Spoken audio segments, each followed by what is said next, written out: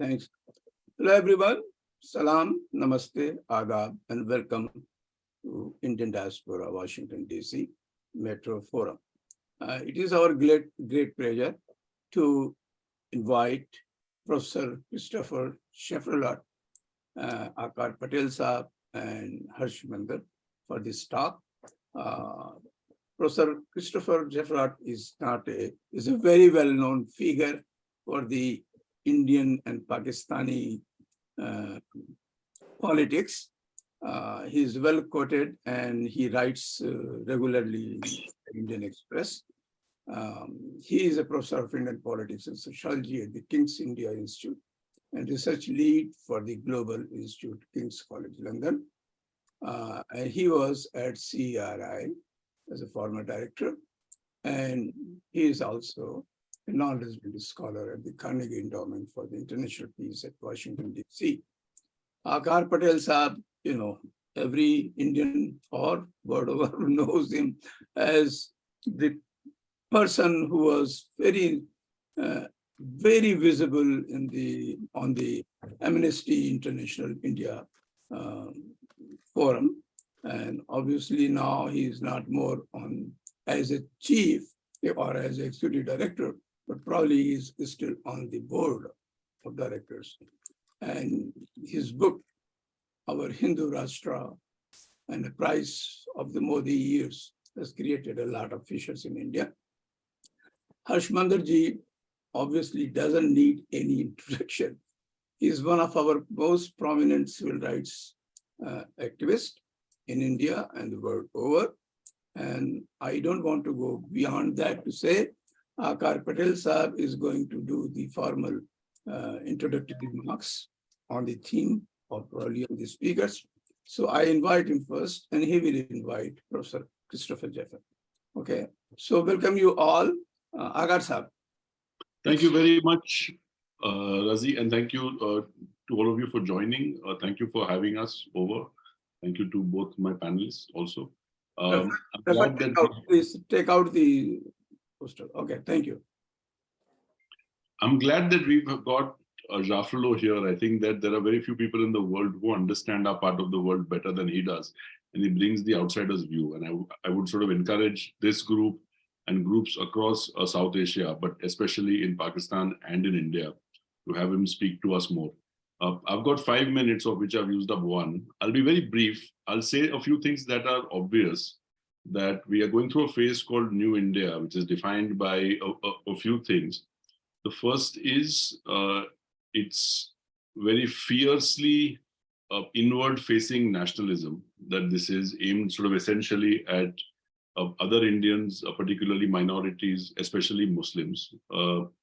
It is defined by exclusion, that of the ruling party in India today, we've got 0 MPs from the Lok Sabha and the Rajya Sabha. There are about 390 MPs that the BJP has in the Lok Sabha and the Rajya Sabha, of whom none is a Muslim. We know for the first time since 1947, we have no Muslim in the cabinet in the union. For the first time, we have a ruling party that has about 1,000 MLAs across India, of whom none is a Muslim. Deliberate exclusion, I would say it's political apartheid. We're going back to a time in the 40s where the Congress was accused with about a 3% Muslim membership of being a Hindu party. I think we're back to that stage now.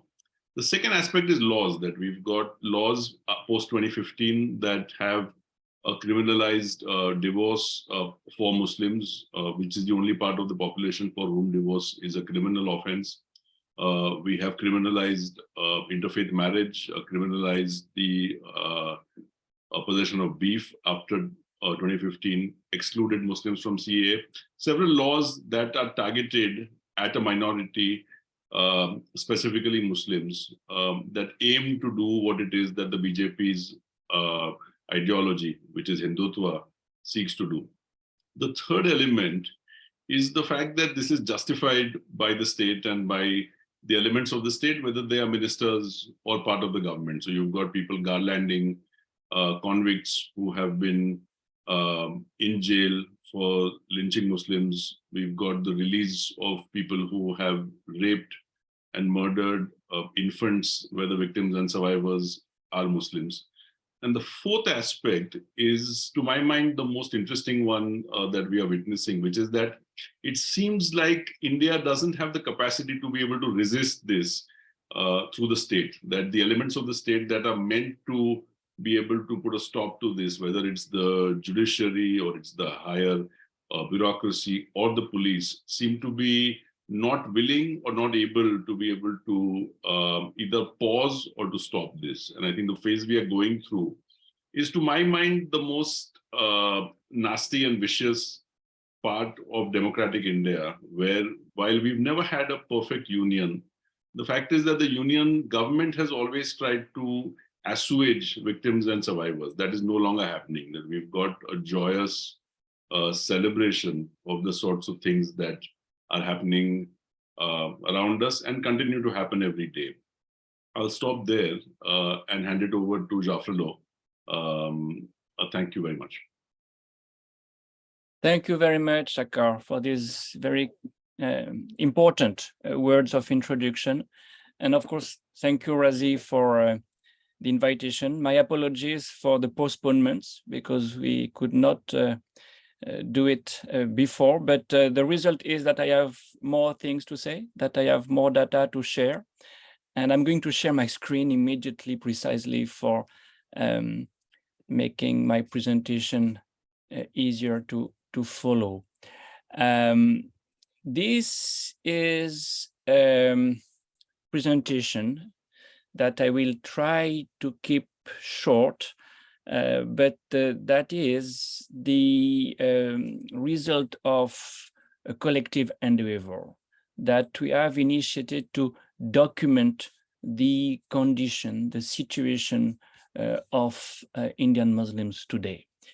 It's a group that we have formed of 60 people, roughly, who are all scholars, young and senior scholars, well-versed in qualitative as well as quantitative methods.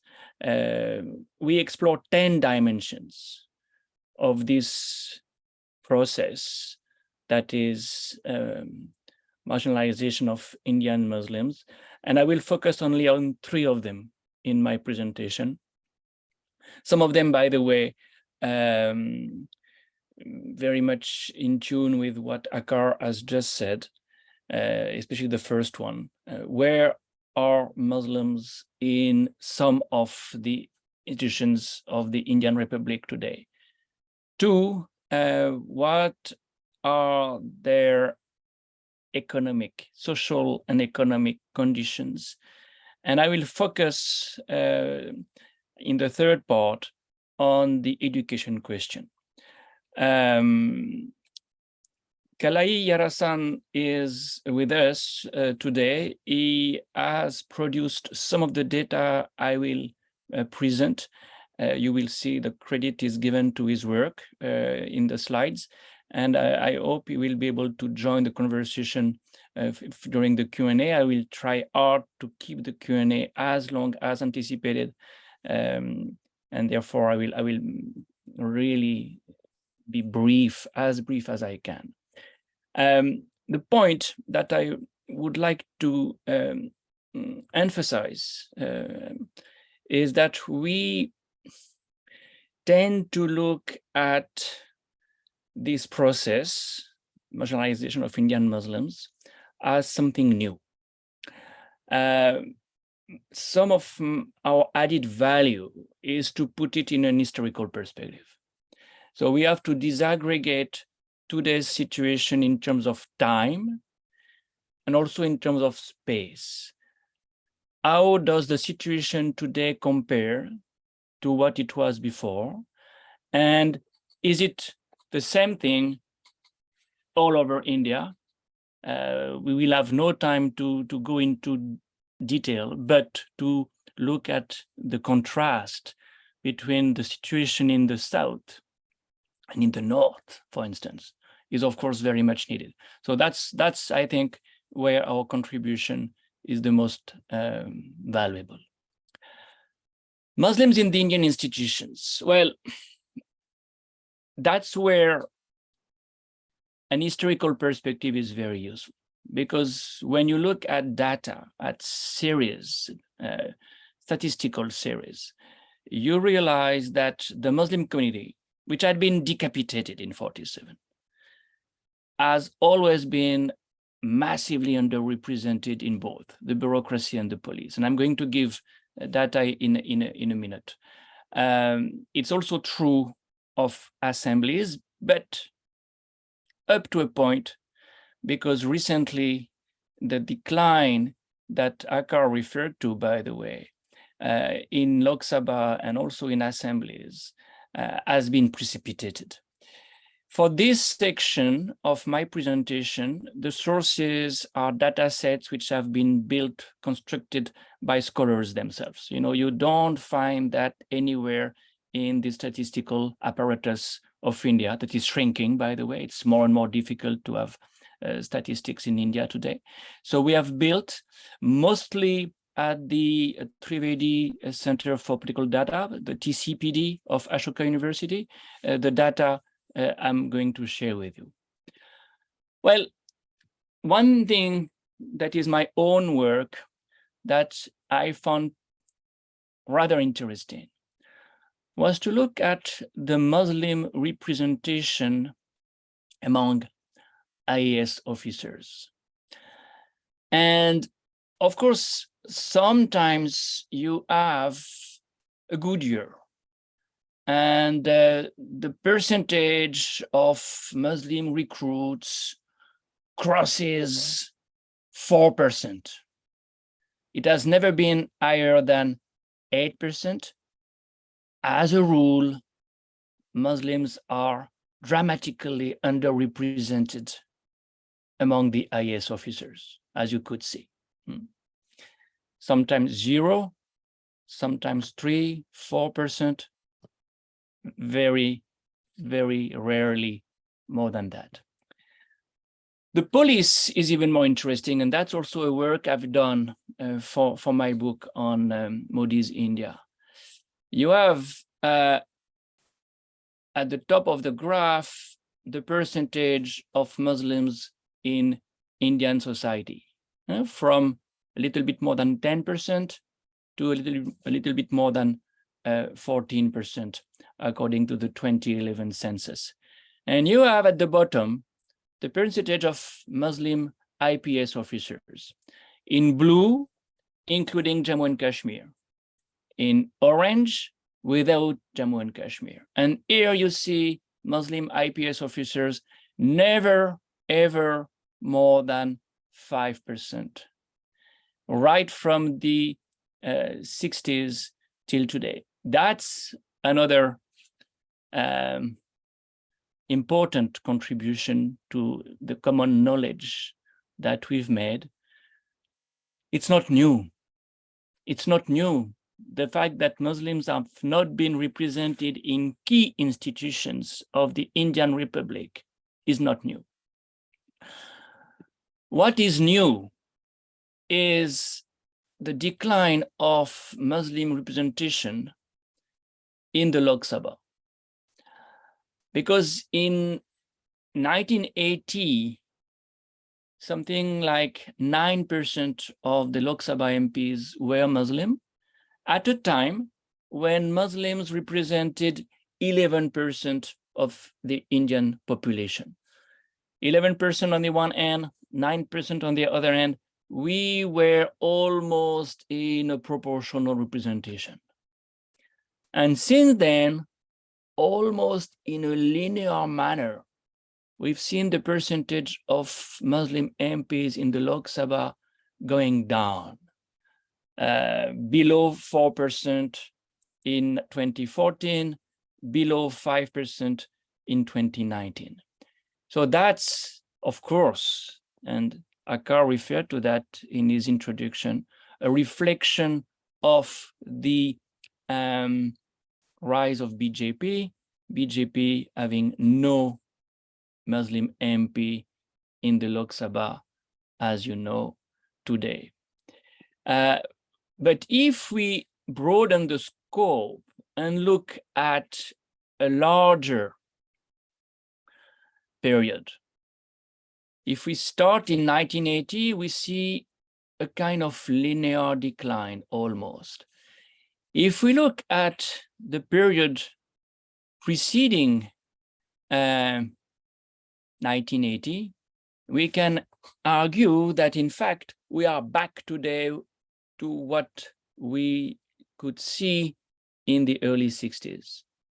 And again, it's a way to disaggregate a time series that I find useful because it relativizes the situation of today. To disaggregate the situation in terms of time, I repeat, is therefore very important. To disaggregate in terms of space is also very important. And I have little time, but I will quickly go through graphs documenting or some representing this table to look at what we see in the Vidhan Sabhas, in the assemblies, in the state assemblies. Well, you have state assemblies where the percentage of Muslims has declined dramatically, like Gujarat, and nowadays we have less than 2% of MLAs as Muslims. You have also assemblies like Uttar Pradesh, where there had been a very linear increase of Muslim MLAs in the 90s and 2000s, and then a rapid decline when BJP took over in 2017. That's another scenario. Then you have the Rajasthan story. And in Rajasthan, when BJP is in power, the percentage of Muslims is very low. When Congress is in power, it's higher. And you have the most, I would say, constant of frequent scenario, where whoever is in office, Muslims are very much underrepresented anyway. Maharashtra, Karnataka, well, alternation in power hardly makes any difference. And then you have probably the only state today where the percentage of Muslims in the Vidhan Sabha, in the assembly, is increasing, and it is West Bengal, and it is because of the rise of the TMC. So a variety of scenarios, and Madhya Pradesh showing a trend that is the most frequent one, decline. That's for representation of Muslims in the institutions. I repeat, we need to look at things in an historical perspective. For IAS and IPS, it has always been a story of underrepresentation. For elected bodies, we have a decline, but if we disaggregate, states are doing better than others. And if we look at it in an historical perspective, we can argue that we are back to the 60s to some extent. Second facet. The second facet of Indian Muslims marginalization has to do with the socio-economic condition. And here, with Kalai, we are using 3 kinds of sources. A very useful source, Indian Human Driven Survey, that is a little bit out of date. We are waiting, we are longing for the next round. Then All India Debt and Investment Survey, and the famous periodic labor force survey. These sources help us to do 2 things. To look at what kind of jobs do Muslims have, occupy, and where do they stand in socioeconomic terms, in terms of wealth, in terms of revenue. And here we do not only look at Muslims as a block, but we look at them in terms of class and caste. which is a very interesting exercise, as you will see. Well, this is what Kalai has shown recently. If you look at the aggregate, you look at the per capita wealth in terms in rupees, constant rupees, you see the gap between Hindus and Muslims widening and then stabilizing at a very high level. 2002, Muslims were not much poorer than Hindus. 2019, there is a real big difference. Muslims represent 14.5% of the population, but 9.5% of the wealth. In terms of occupation, here I'd like to go back to the Sachar Committee report, because the Sachar Committee report in 2005, or on the basis of data as old as 2004, 2005, told us something very interesting. The report told us that Muslims were massively underrepresented among the salariat because of the very low percentage of Muslims having a job, a permanent job in the public sector. You look at the private sector, regular salaried people are not so much less than the Hindus. You look at the public sector, government jobs, that's where they are clearly underrepresented.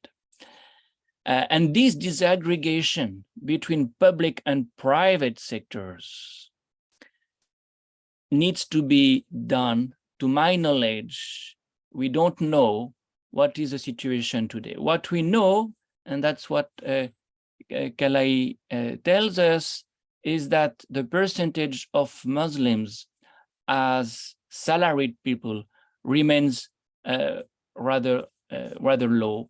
So what do Muslims do? They are self-employed, 42% almost. They are casual laborers, 22%. That's the usual scenario. Now, how does this compare to the situation of other groups, including Dalits? And that's the work I've done looking at the Indian Human Development Survey. Because when you compare the IHDS survey of 2004, 2005, and the same survey in 2011, 2012, you discover that in an increasingly large number of states, I'm not going to go into the details, we have no time, we may return to that in the conversation, but in an increasingly large number of states, Muslims are lagging behind Dalits in terms of jobs, in terms of occupation in the formal sector.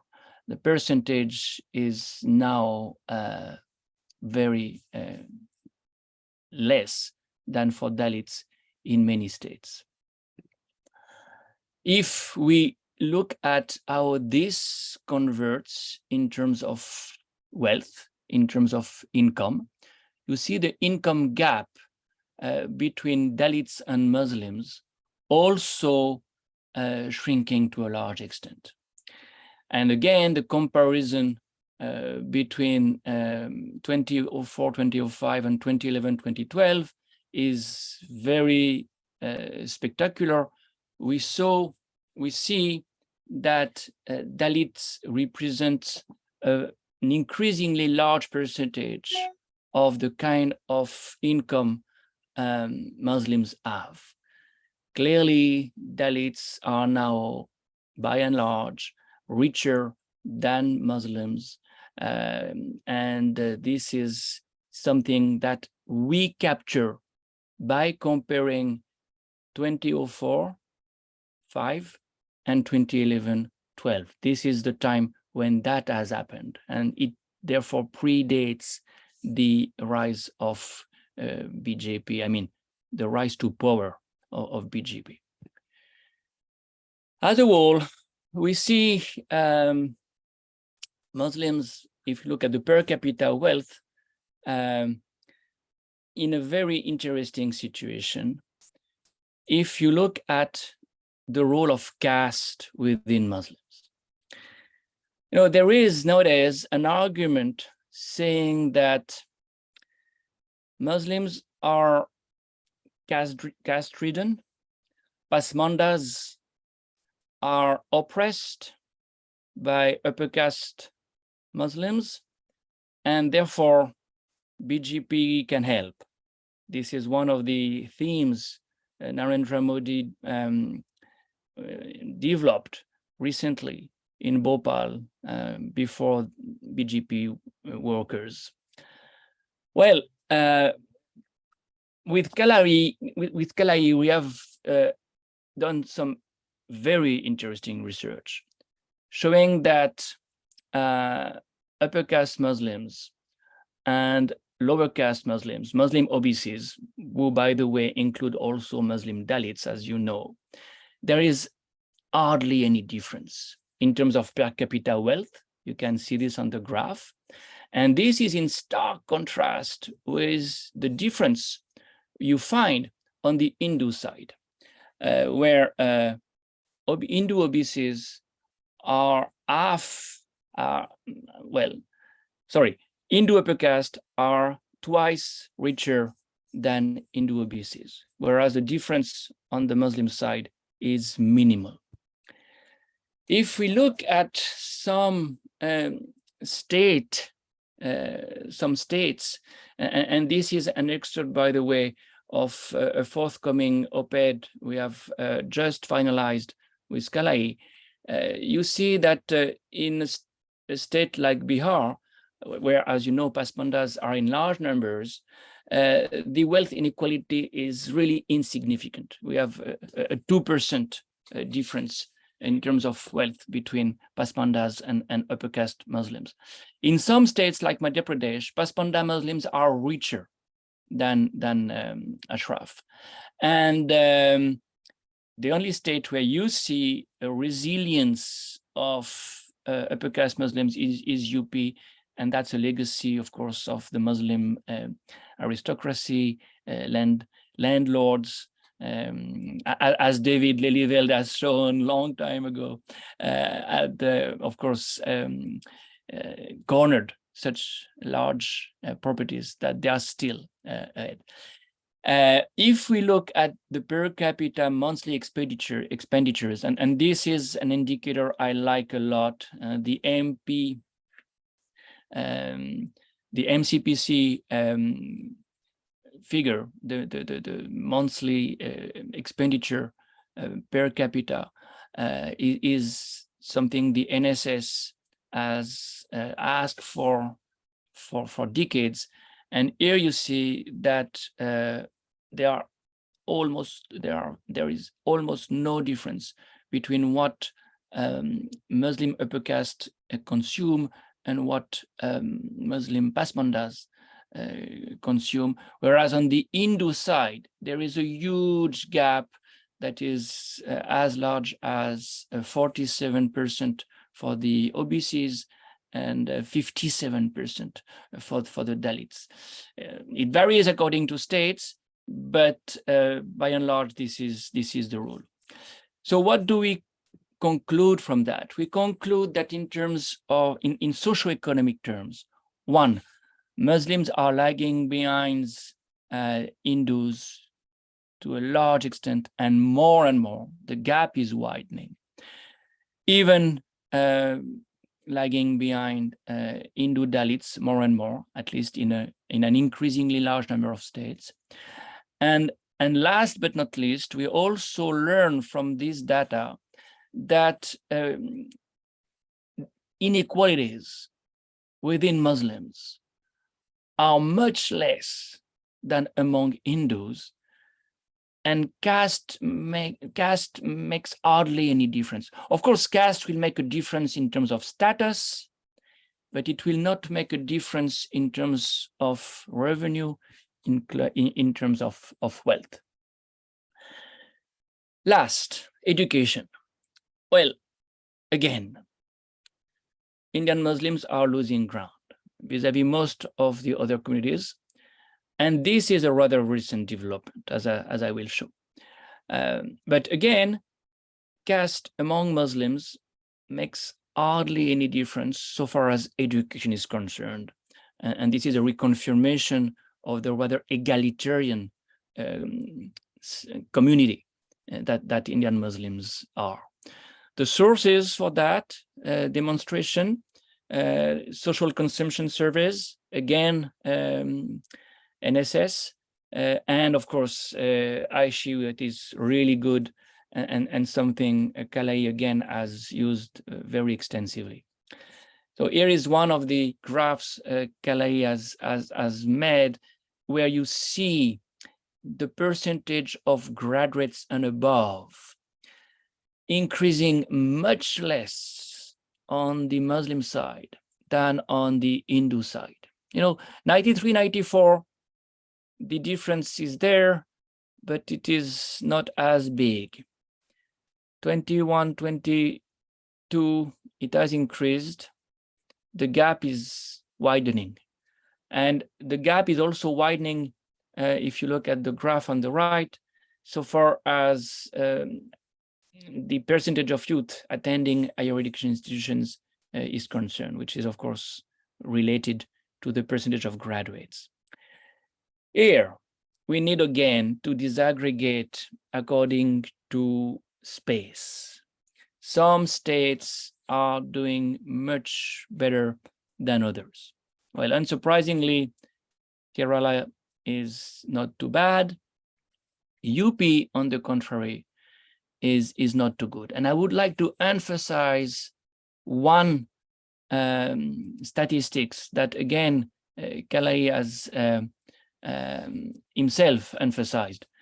The percentage of Muslim upper caste attending higher education institutions in UP has declined.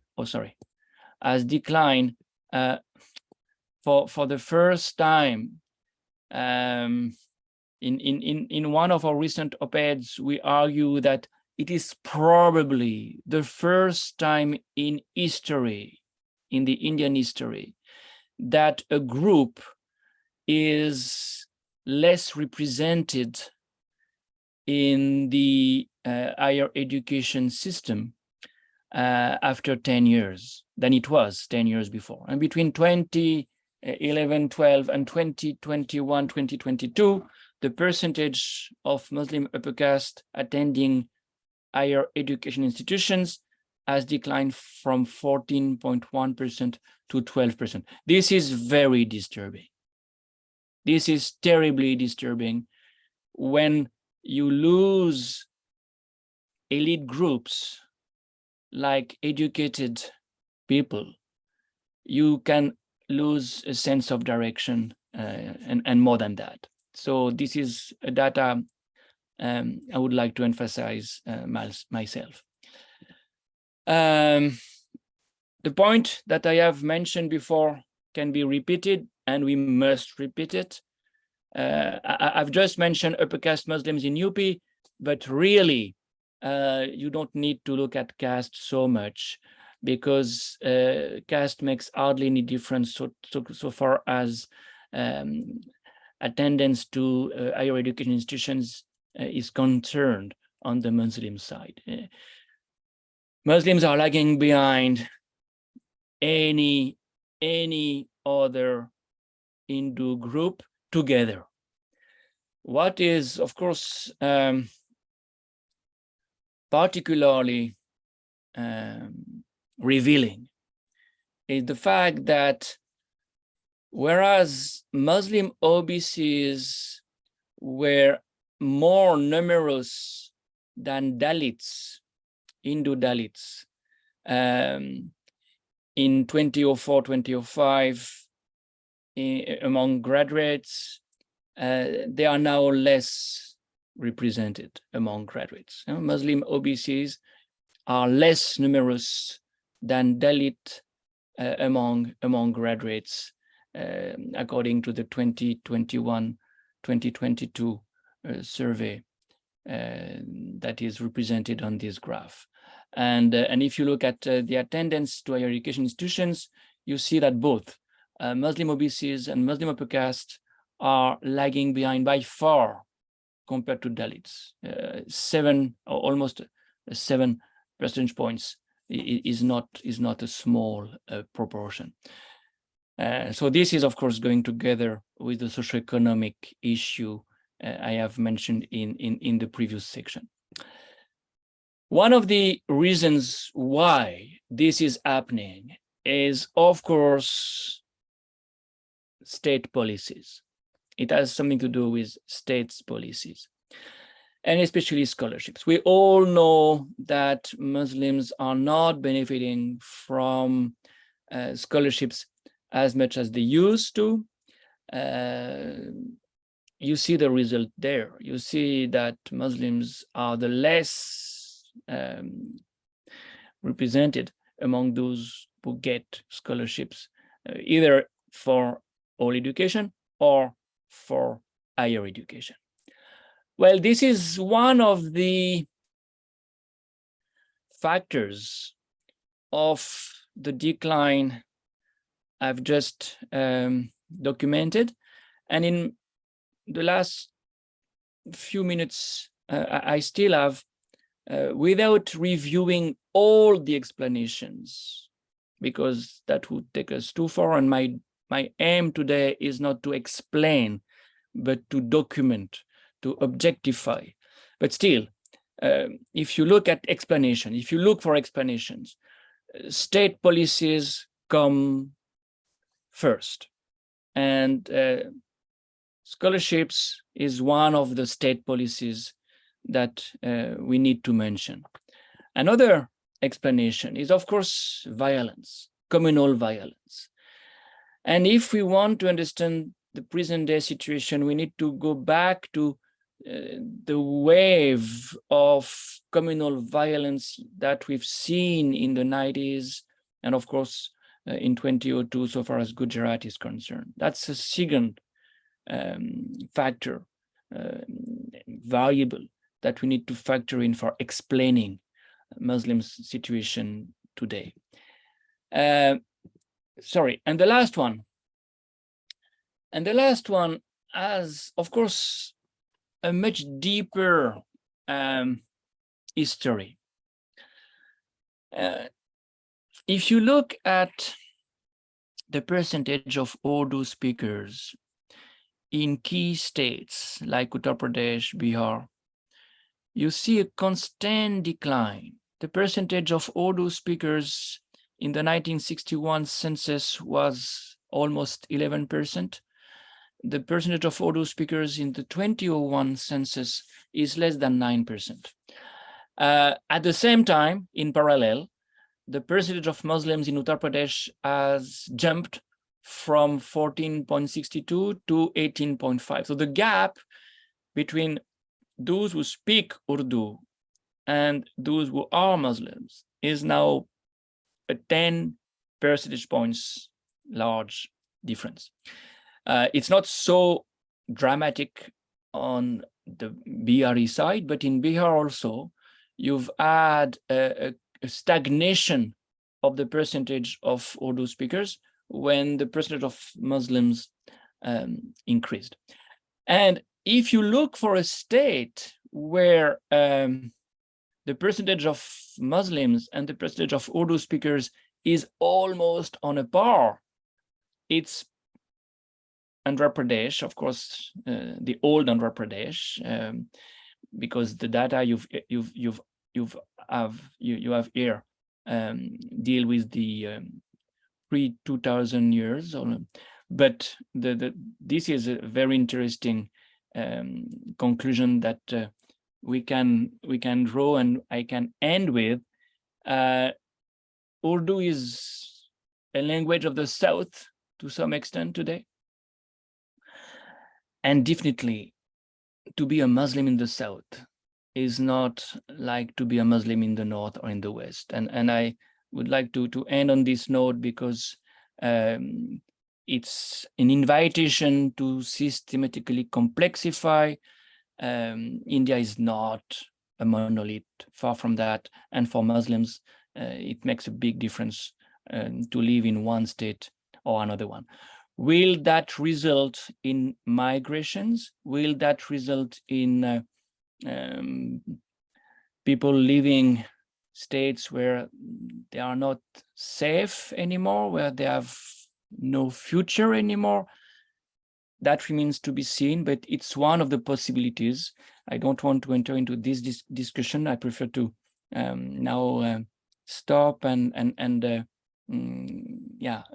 to the conversation, the Q&A, and I'm longing for. I'm very happy to now listen to Arsh, and I'll stop sharing my screen. Thank you. Thank you very much. Now, Harshmander ji, please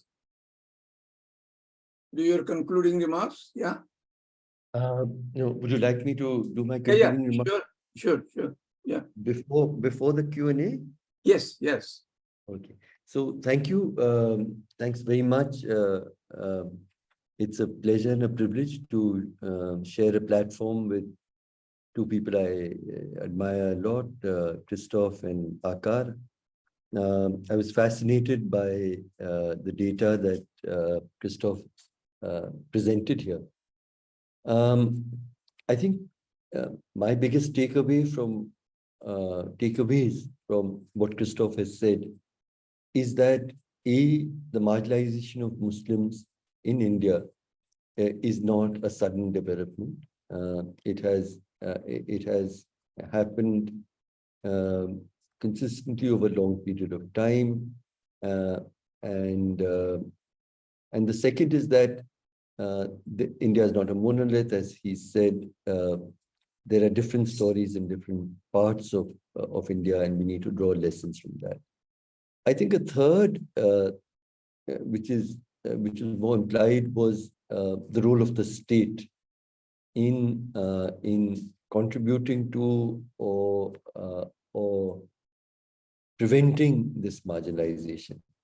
So I think that I'll let that stand. I think Christophe was very eloquent. What I wanted to say is that I do believe that there is the last 10 years have seen a dramatic decline in the situation of India's Muslims.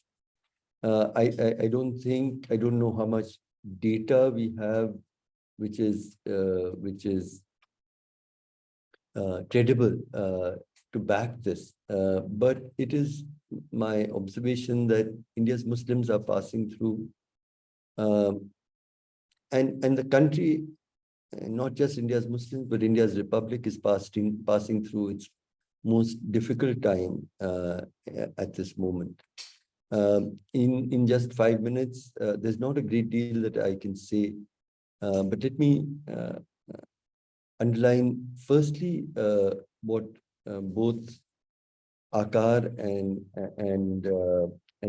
Christophe described very well, which was the political marginalization of India's Muslims. They've been pushed to the periphery. They've been rendered politically irrelevant, and even worse, almost a political liability. And whereas that is the overt project and triumphal project of the BJP, the sad part is indeed that every political party today is less and less willing to stand for fair and just representation, political representation of Muslims. But I wanted to also talk about the social marginalization, and it's almost like a war has been waged by the state against India's Muslims. There's the political project and I've written somewhere that Muslims have become the political orphans of India's democracy today. The social marginalization, has many aspects. Hate, runaway hate speech of levels that are hard to imagine. Hate attacks, lynching, and that the table that you showed about very low levels of communal riots has to be understood, because there's been a sharp rise in a new form of violence, which has been very powerful, and that is lynching. Lynching has, the numbers are small, but it's symbolic value of hate attacks. Just to give just one recent example, traveling visibly Muslim on a train has become terrifying for India's Muslims. It was, Junaid's lynching a few years ago already had created this fear. But what recently happened when a uniformed police constable found and killed in cold blood 3 visibly Muslim people. I recall the next morning, a young Muslim colleague came into my office, and she started weeping. And she said, I feel so scared. He could have been my father. He could have been my brother. He could have been me. And I realized that this is probably a conversation that was happening in maybe 1 million homes across the country. And there was no voice of solidarity from the leadership of this country to India's Muslims. But there's also now a legal and constitutional project, which I think, in the social project, there's also the, overt religious and cultural, life as a Muslim. I mean, so you have a woman performing namaz outside an ICU for her, for her loved one, and she is attacked and stigmatized for that. And the contrast would be if a Hindu or a Sikh would be praying outside an ICU, it would be accepted as completely normal. And the whole hijab controversy as well. I feel sad that, I would often tell my French friends and students that the difference between India's secularism and French secularism is that in France, you would deny the right of a young woman to wear a hijab in class. And in India, we would defend her right to wear the hijab. But that changed in Karnataka, and I think that sort of is part of that decline. And the last is this, the state project, the direct state project, where the CAA, discrimination, the cow protection laws, the laws around conversion and so-called love jihad, and also, projects like doing away with affirmative action for scholarships and so much else. I think that we're seeing the war on, a war waged against India's Muslim citizens across all of these parameters. The last thing I wanted to say was that I grieve at the silence of the large spectrum of India's political leadership to this question. And even the Congress and Rahul Gandhi and Bharat Jodo were great steps, but there was still a very careful avoidance of what I call the capital M word, which is Muslim, and discrimination against Muslims, to speak out clearly against that. And there is a reluctance across the political spectrum. I see us entering a phase of crisis not dissimilar to the early years of Nazi Germany.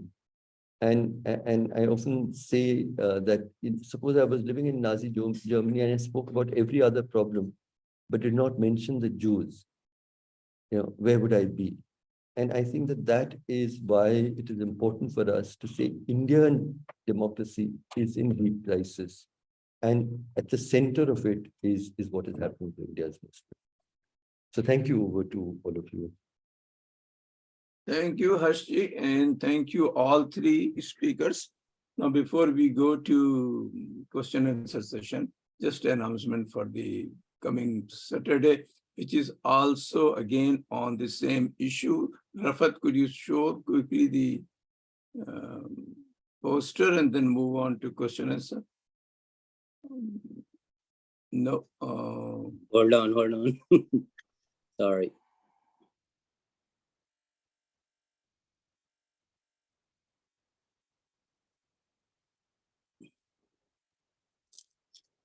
Okay. Yeah, so it is on being a Muslim in New India. So you can consider that as the continuity of the same theme. And it will be given by Zia Islam, who is probably present in the audience. He's very well-known columnist, and he's associate editor of the Hindu. And two others will be joined for his talk. So over to you, Dr. Rafat Hussain, who will be moderating the question and answer session. And Rafat, take it out, take the poster out, and start the question and answer session. Please. Okay, thank you, Dr. Raziuddin. So it was a very informative lecture from Christophe, Jaffrelot, and the introductory remark by Akar Patel and Harmandarji for the concluding remarks. So the question and answer session is open. You can raise your digital hand or show your interest in the chat box. And we apologize that the limit of 100 was reached and some of could not attend the lectures. But anyway, Dr. Raziuddin tried to increase the capacity, but it could not be done on time. So we apologize for the inconvenience. And let's go to the question and answer session. And there is a lot of interest. And I see some hands raised already.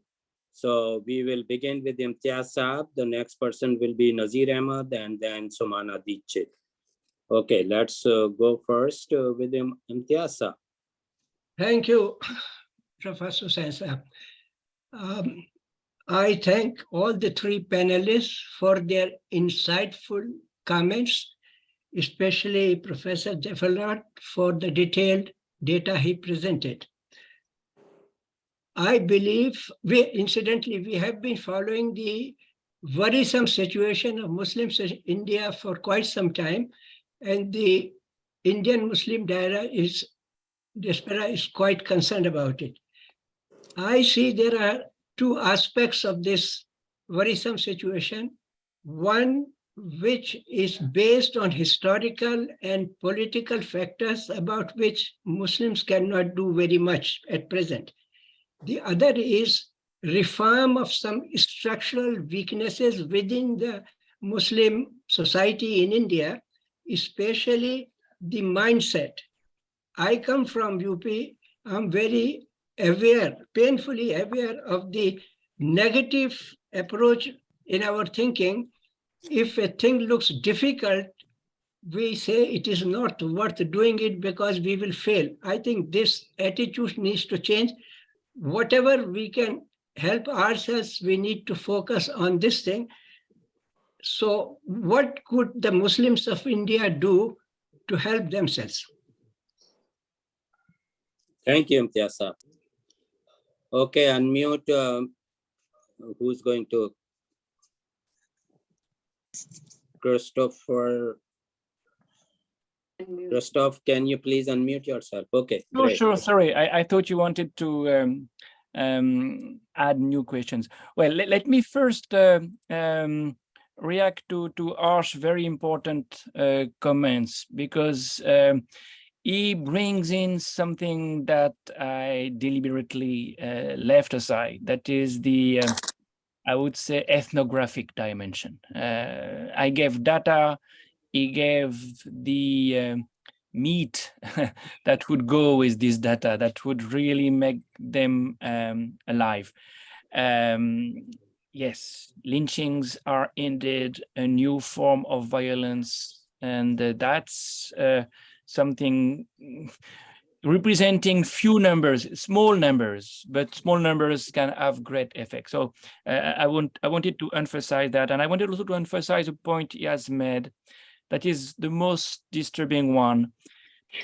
If no party, if no political party protects, defends Muslims, would any alternation in power make any significant difference?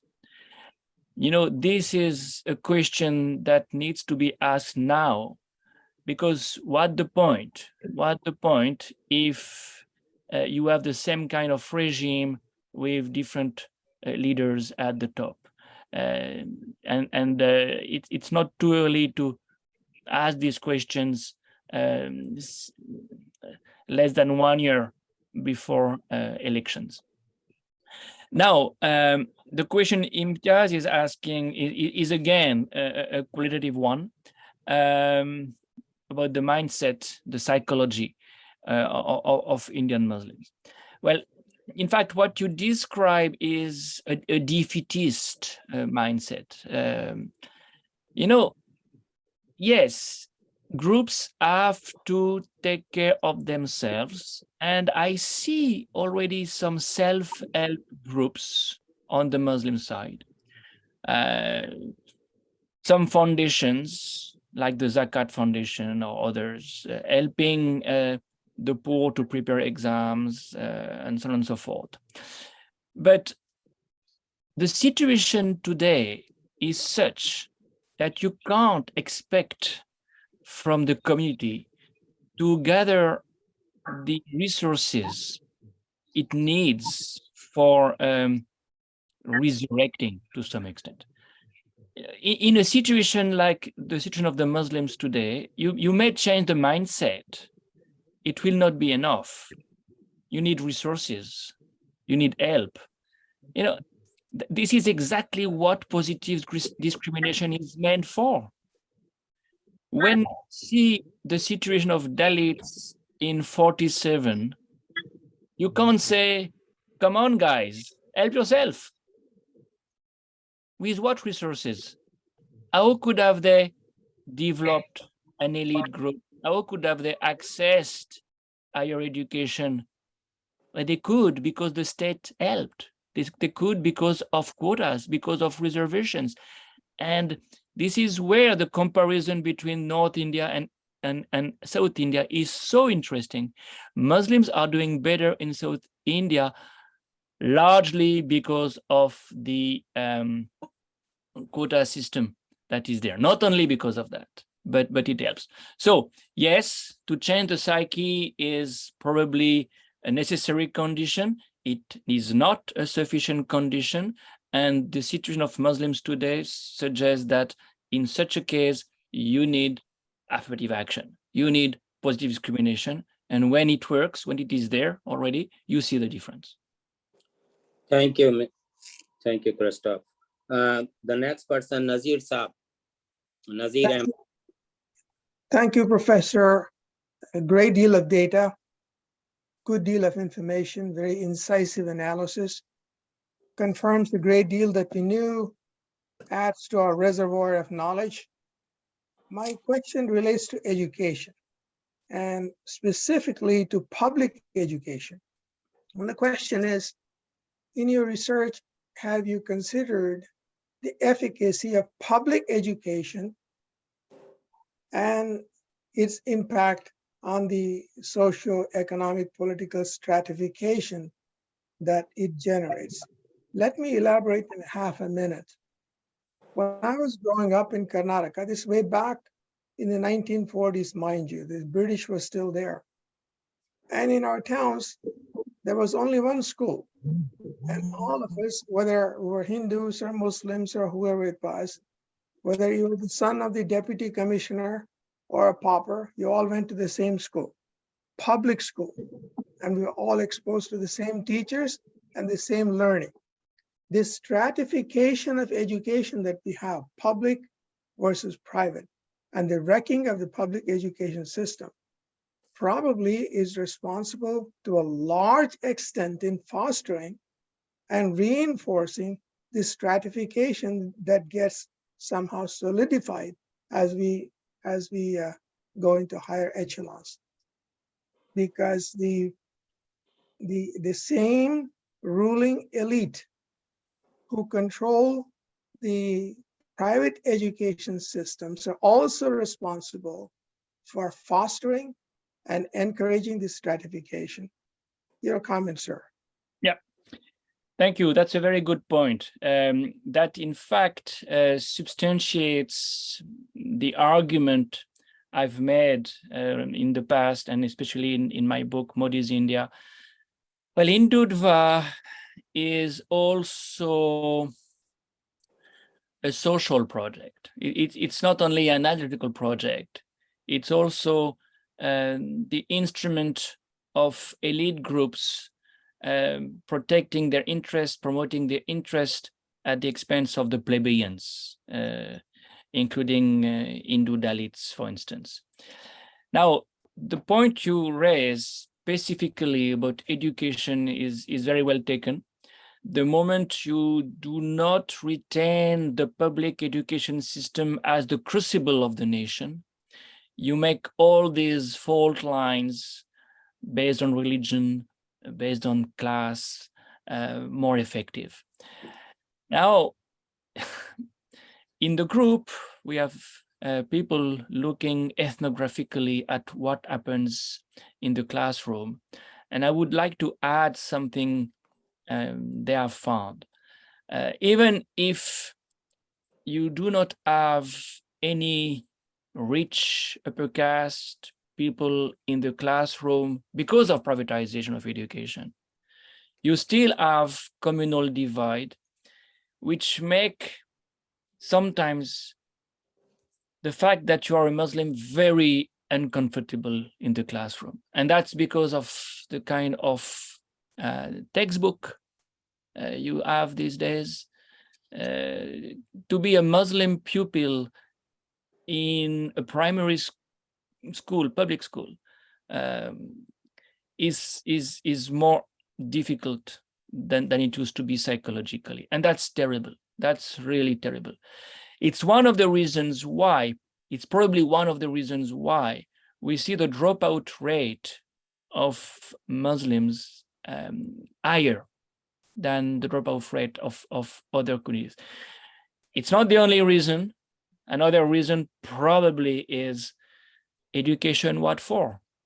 If there is no job at the end, if in any case I'll have to work like my father as a mechanic or as a manual worker, why should I stay in class? So this is another very important dimension that needs to be studied, and we do it. Everybody can contribute. And that is the problem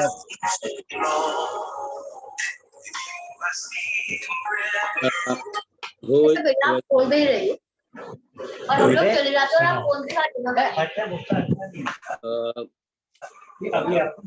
I noted everyone. Maybe. Okay, good.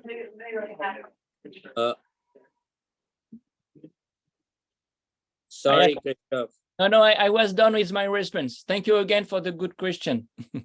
Okay, thank you so much. Next person is Somana Dikshit, and then I will read a chat question. Go ahead, Somana. Then we will come back to Fazlur Khan Saab and Shai Siddiqui. Somana Dikshit. Yes. Yeah, so I'm a Bombay-based journalist. So thank you so much, Professor Jaffrelot, for that very rich and insightful presentation. My question, I have two related questions, and it's more out of a frustration when I speak to people who support the Hindutva project. I just want to know if your scholarship, the scholars you spoke about have done any ethnography amongst people who support these policies as to what makes them think that previous regimes or even the TMC, for instance, have pandered to the minorities.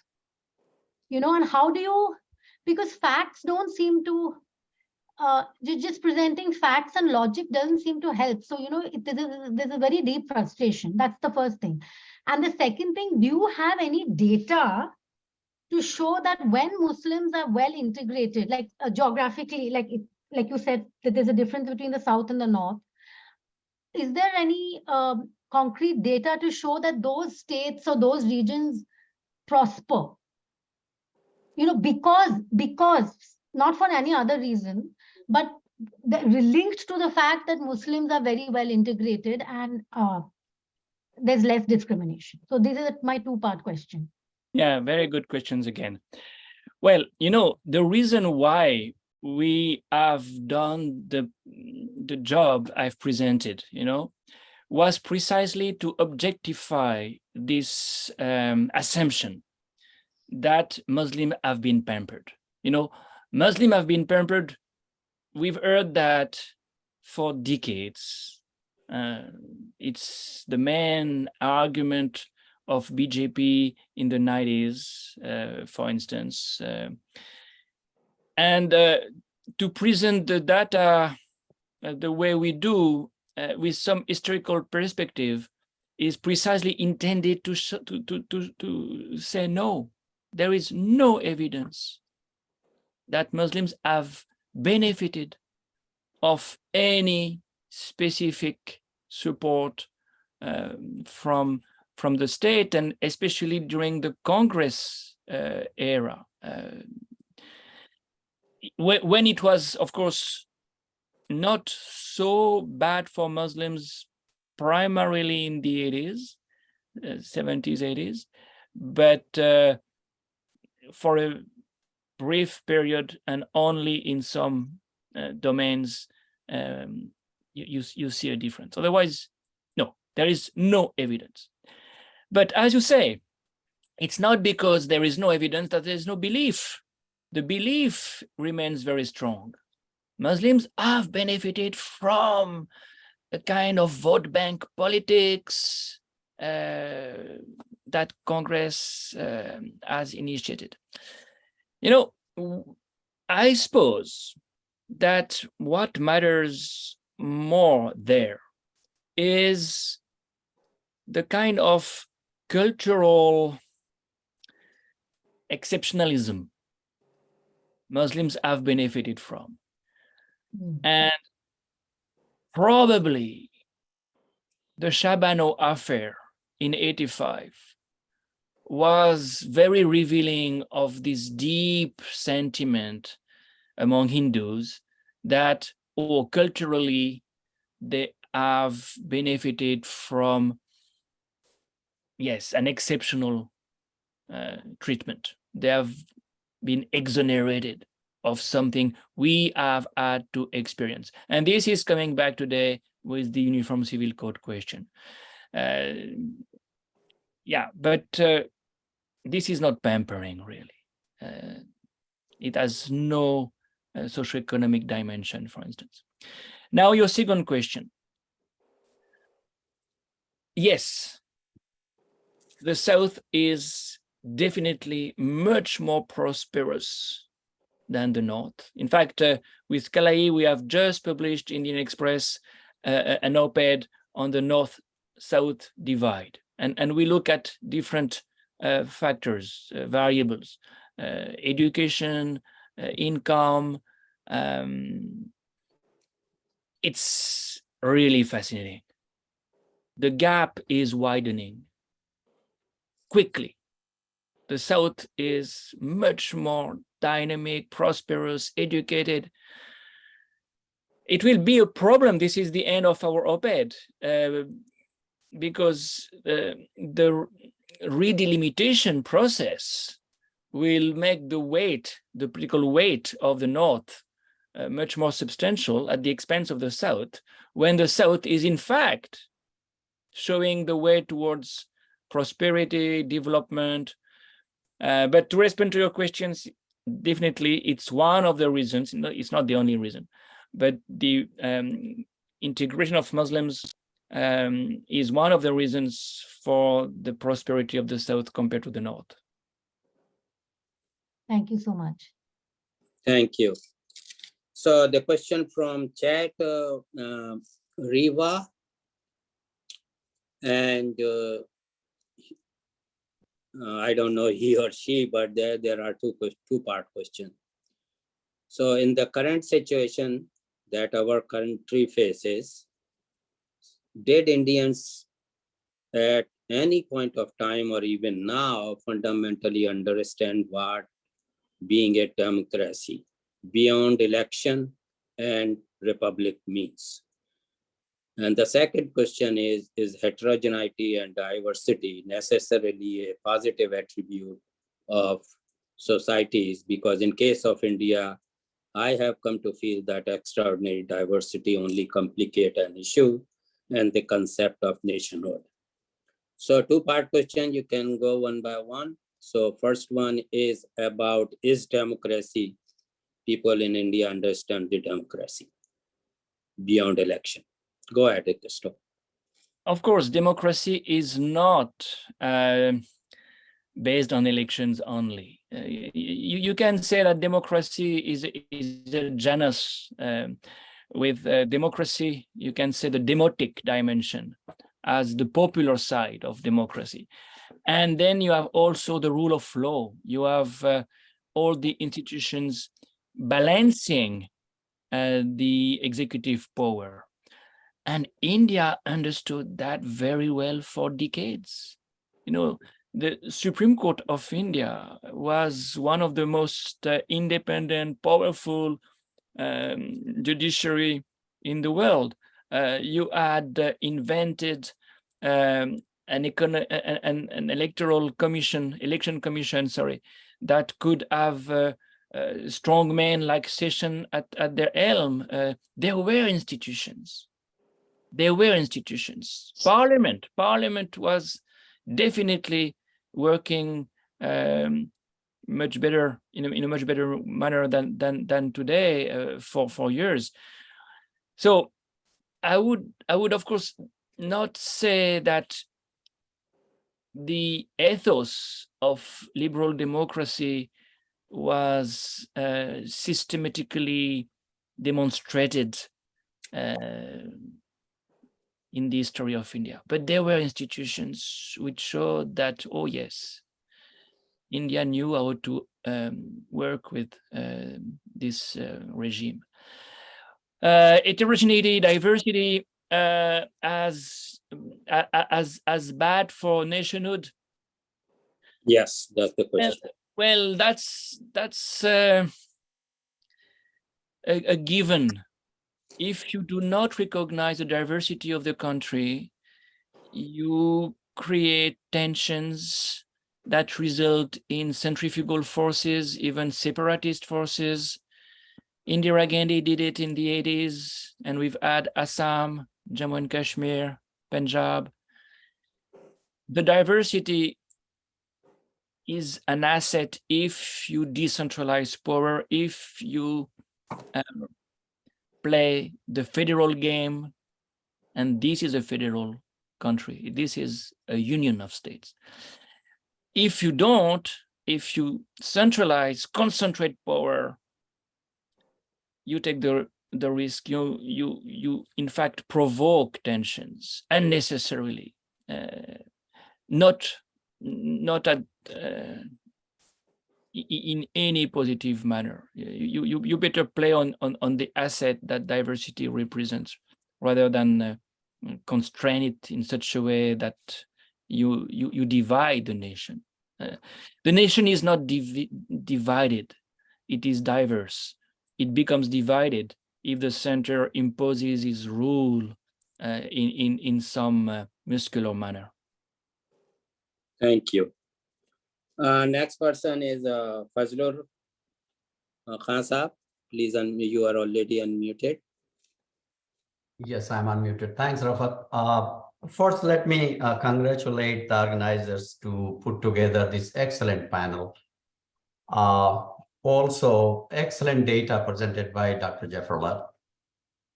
One is my comment actually that based on the data, I think the gap in education is going to widen.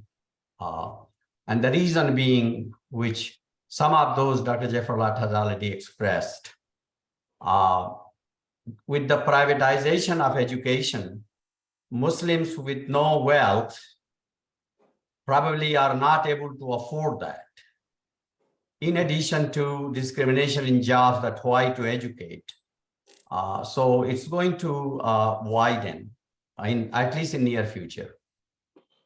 My question is actually the equality, which I was surprised because the myth is that Muslims, so-called elite Muslims, have oppressed Pasmanda, and it is widely believed, and BJP is trying to take advantage of that, and data is just contrary to that. Yep.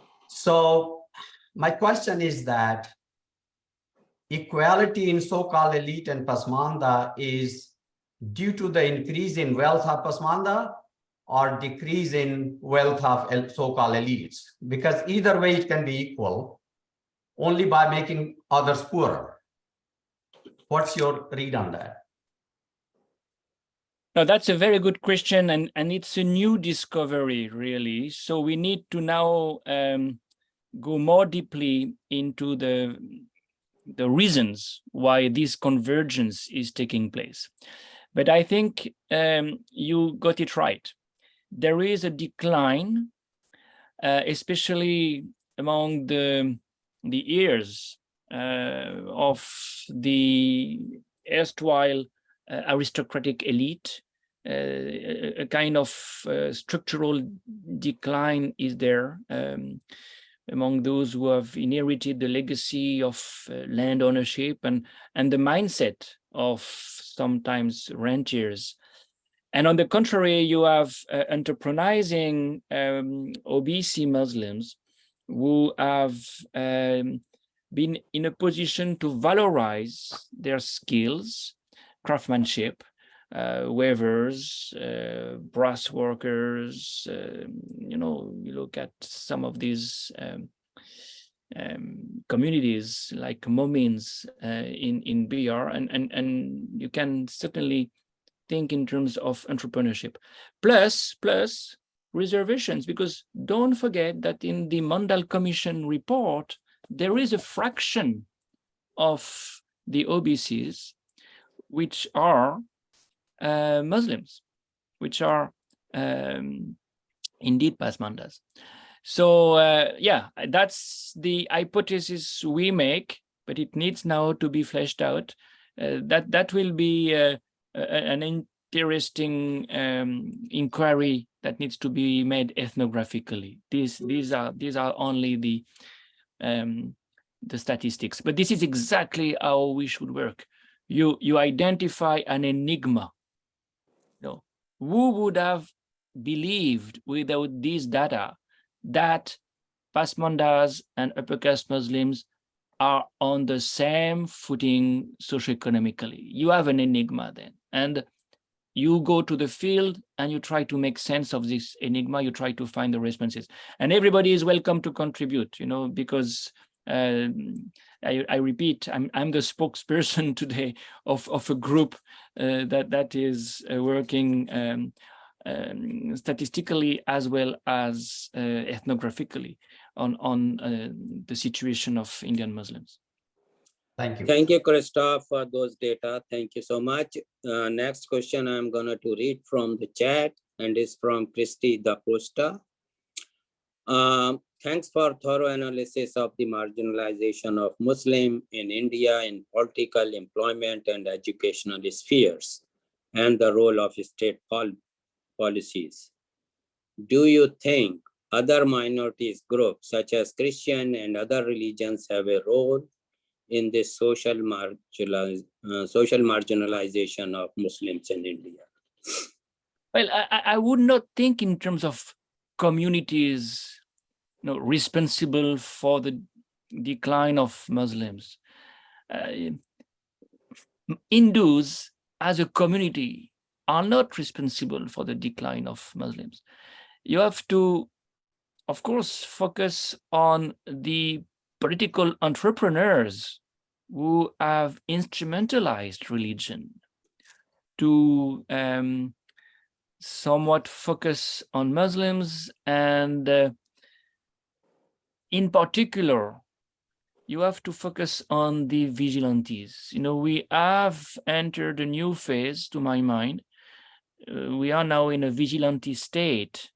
I call it a deeper state, a state where the police, where the government are protecting illegal deeds by vigilantes. And there are a handful of people, but they claim that they promote the values of their religion. It's a sacred cause. You can't go easily against this kind of illegal practices. But again, it's not Hindus as a community who are responsible for this. It's a group, a network of ideologues. And I think we need to constantly repeat that not more than 37% of Indians have voted for BJP in 20 and NDA in 2019, and they were only 31% in 2014. So yeah, do not look at this situation like a clash of civilizations, the way Sam Huntington put it in the 90s. Thank you, Christophe. Thank you, Professor. So I'm going to name few people who should be ready. Shai Siddiqui, Arjun Thakkar, Tariq Farooqi, Mujibur Rahman, Farad Bano. So let's begin with Shai Siddiqui, sir. Thank you. Thank you so much. I thank the organizers for this excellent panel. My question is about the resources. When Imtiaz Sahib asked in the very beginning about how we can do something for Muslims in India, the answer from Professor Jaffrelot was that is the resources. And of course, resources are a big thing to change society or to change statistics for favoring Muslims. If I have a very radical idea, and that radical idea is, why not Muslims join BJP? Why not they wholeheartedly support the existing government and their policies, as long as it is supporting their educational, their socio-economic development, and participate fully and wholeheartedly in the Republic? I mean, after all, BJP is, of course, getting votes, but if Muslims commit their votes with a proposition that we need resources in exchange, then there is a better chance for them to get something out of the present situation, rather than go for Zakat Foundation or other things with limited resources to do something dramatic for Indian Muslim society in general. And as far as Enigma is concerned, that was just talked about by Dr. Fazlur Rahman Khan and Professor Jaffrelot. The enigma is how the rich have come and how the poor have come at a level which was not expected. The answer is that for the rich, for the elites, it was Pidram Sultan Bood, which is like my father was a king. And so they were in this illusion that we will remain in power forever without contributing anything for our education or our upliftment. On the other hand, the Pasmandgans were against the wall. They had absolutely nothing to go except to work hard to come to some level in the society. And therefore, the Pasmandas have worked very hard, diligently, like any other community, of course, in Muslims, and they have reached this status where they are almost seeing eye to eye with the elite group of Muslims. So it's not a surprise, it's just a natural thing of how historically and socially history unfolds. The elites have forgotten that their kings or their fathers may have land, they may have privileges, but it is not taken forever. They have to contribute to the society and work hard to be successful. And Pasmandas have realized that without working hard on education, they cannot reach. So thank you so much. And I leave it to Professor Jaffrelot for his excellent evaluation. Thank you. Yes, these are two very interesting points. The comment you made by the end is, in fact, another way to flesh out, or one way to flesh out the interpretation I suggested. You had rentiers on the landlord side, and you had entrepreneurs on the passenger side. So inevitably, they would converge. On the first point you made, co-option. This is how I would put it. Why don't Muslims accept to be co-opted by BJP in a kind of clientelistic manner? I vote for you, you protect me.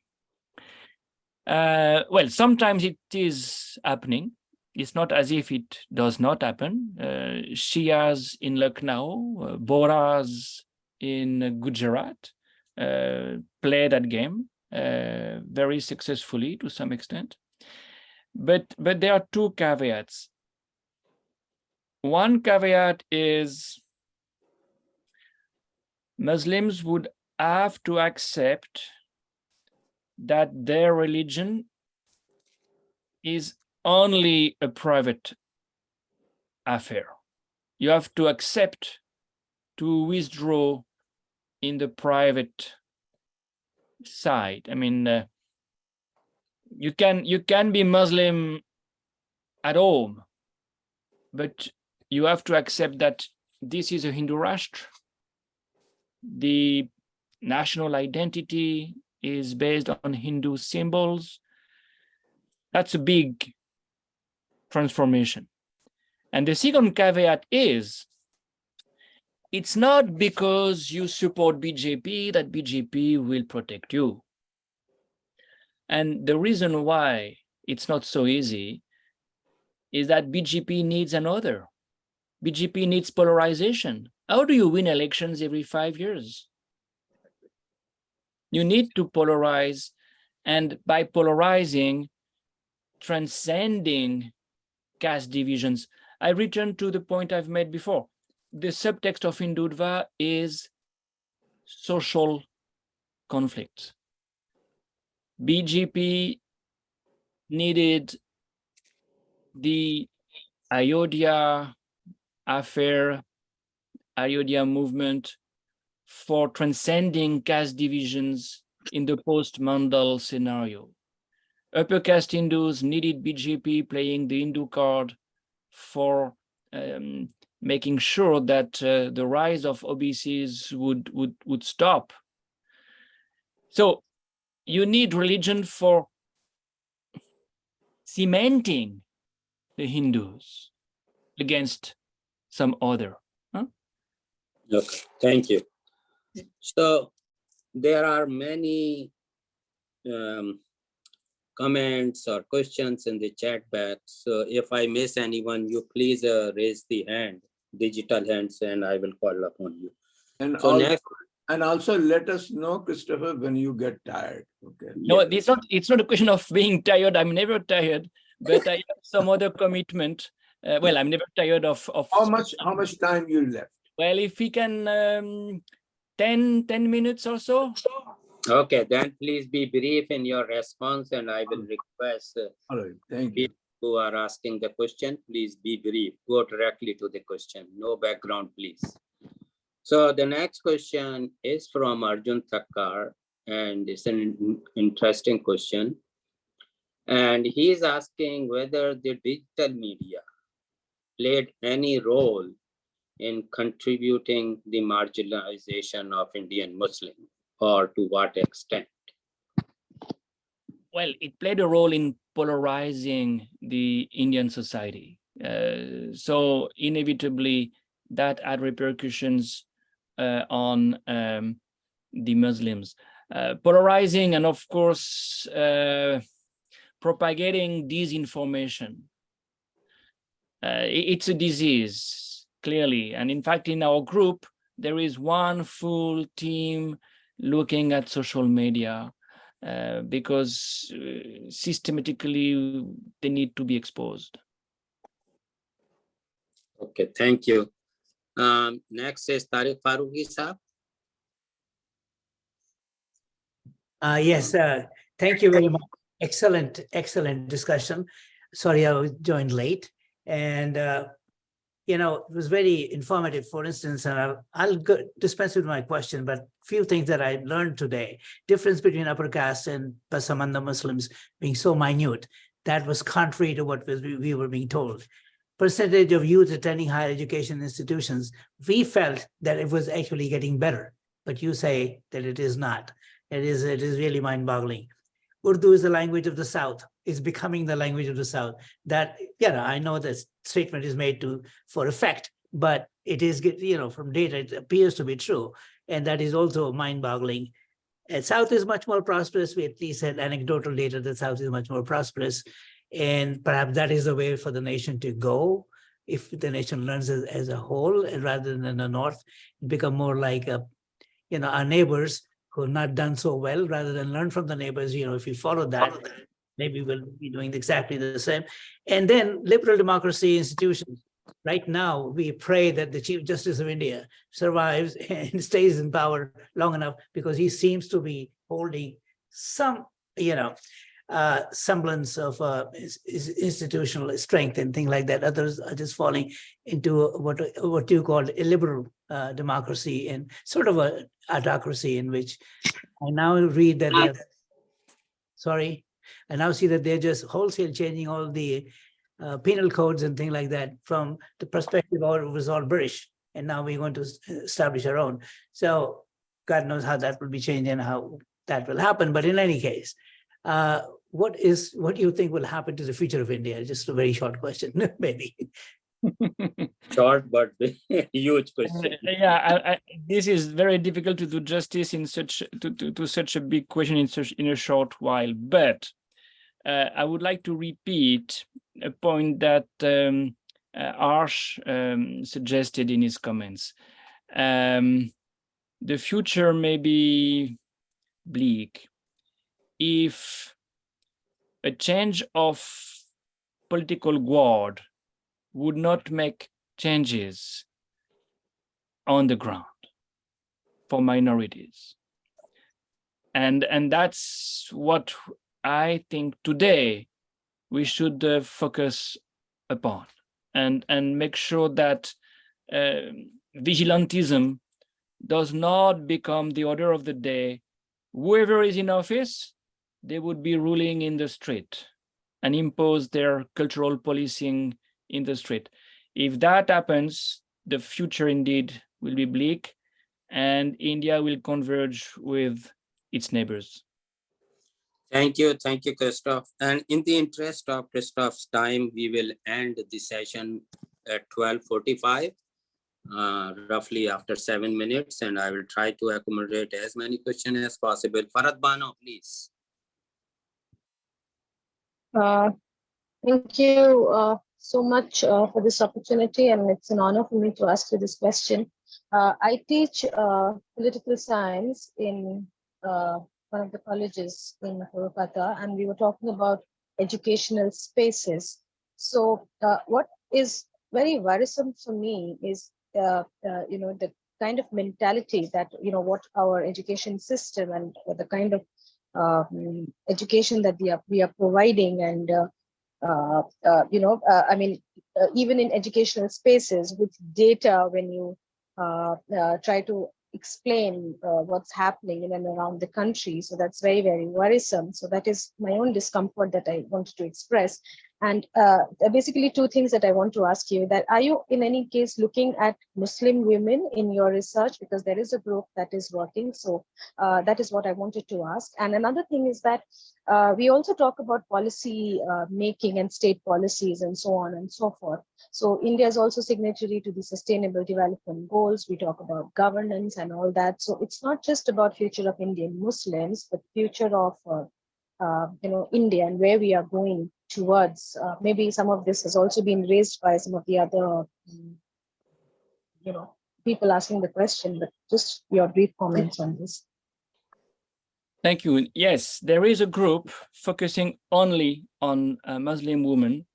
And of course, this is related to the question of the Uniform Civil Code, the personal law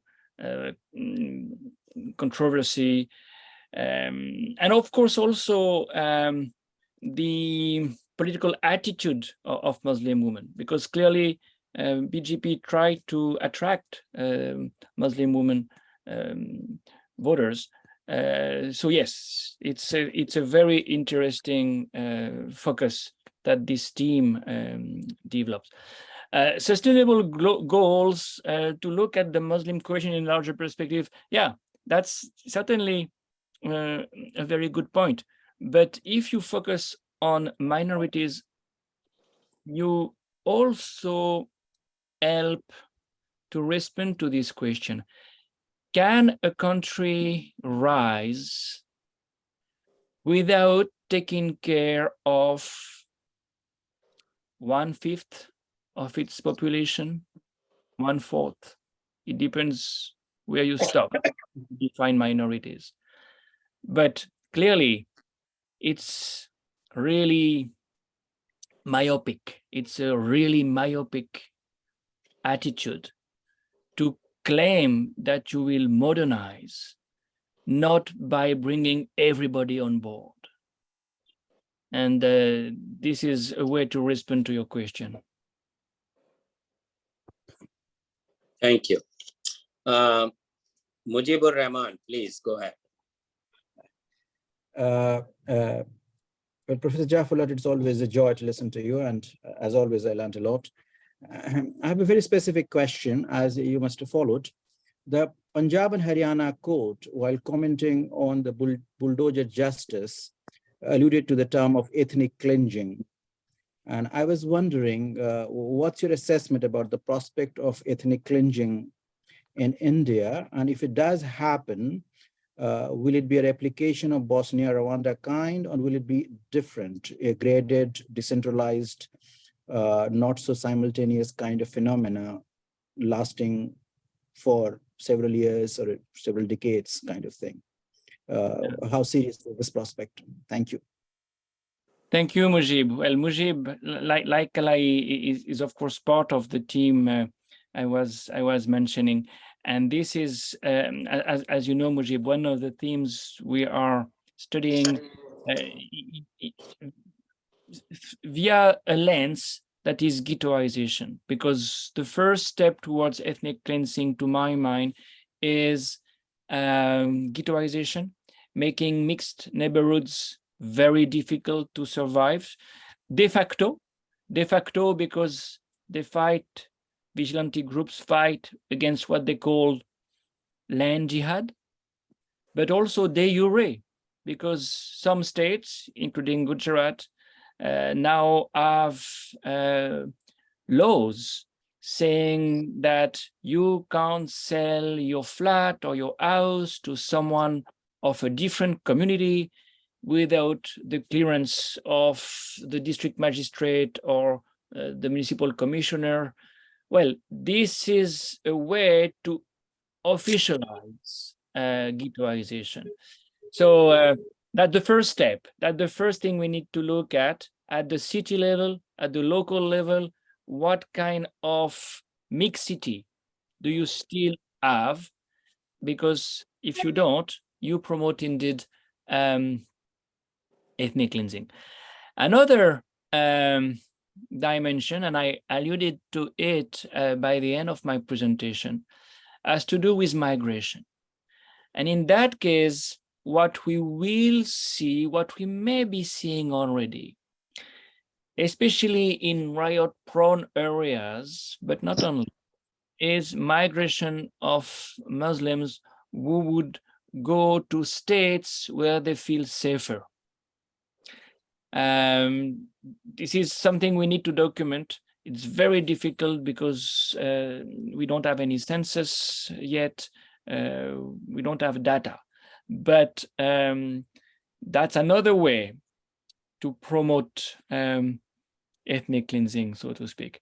So it's a different technique.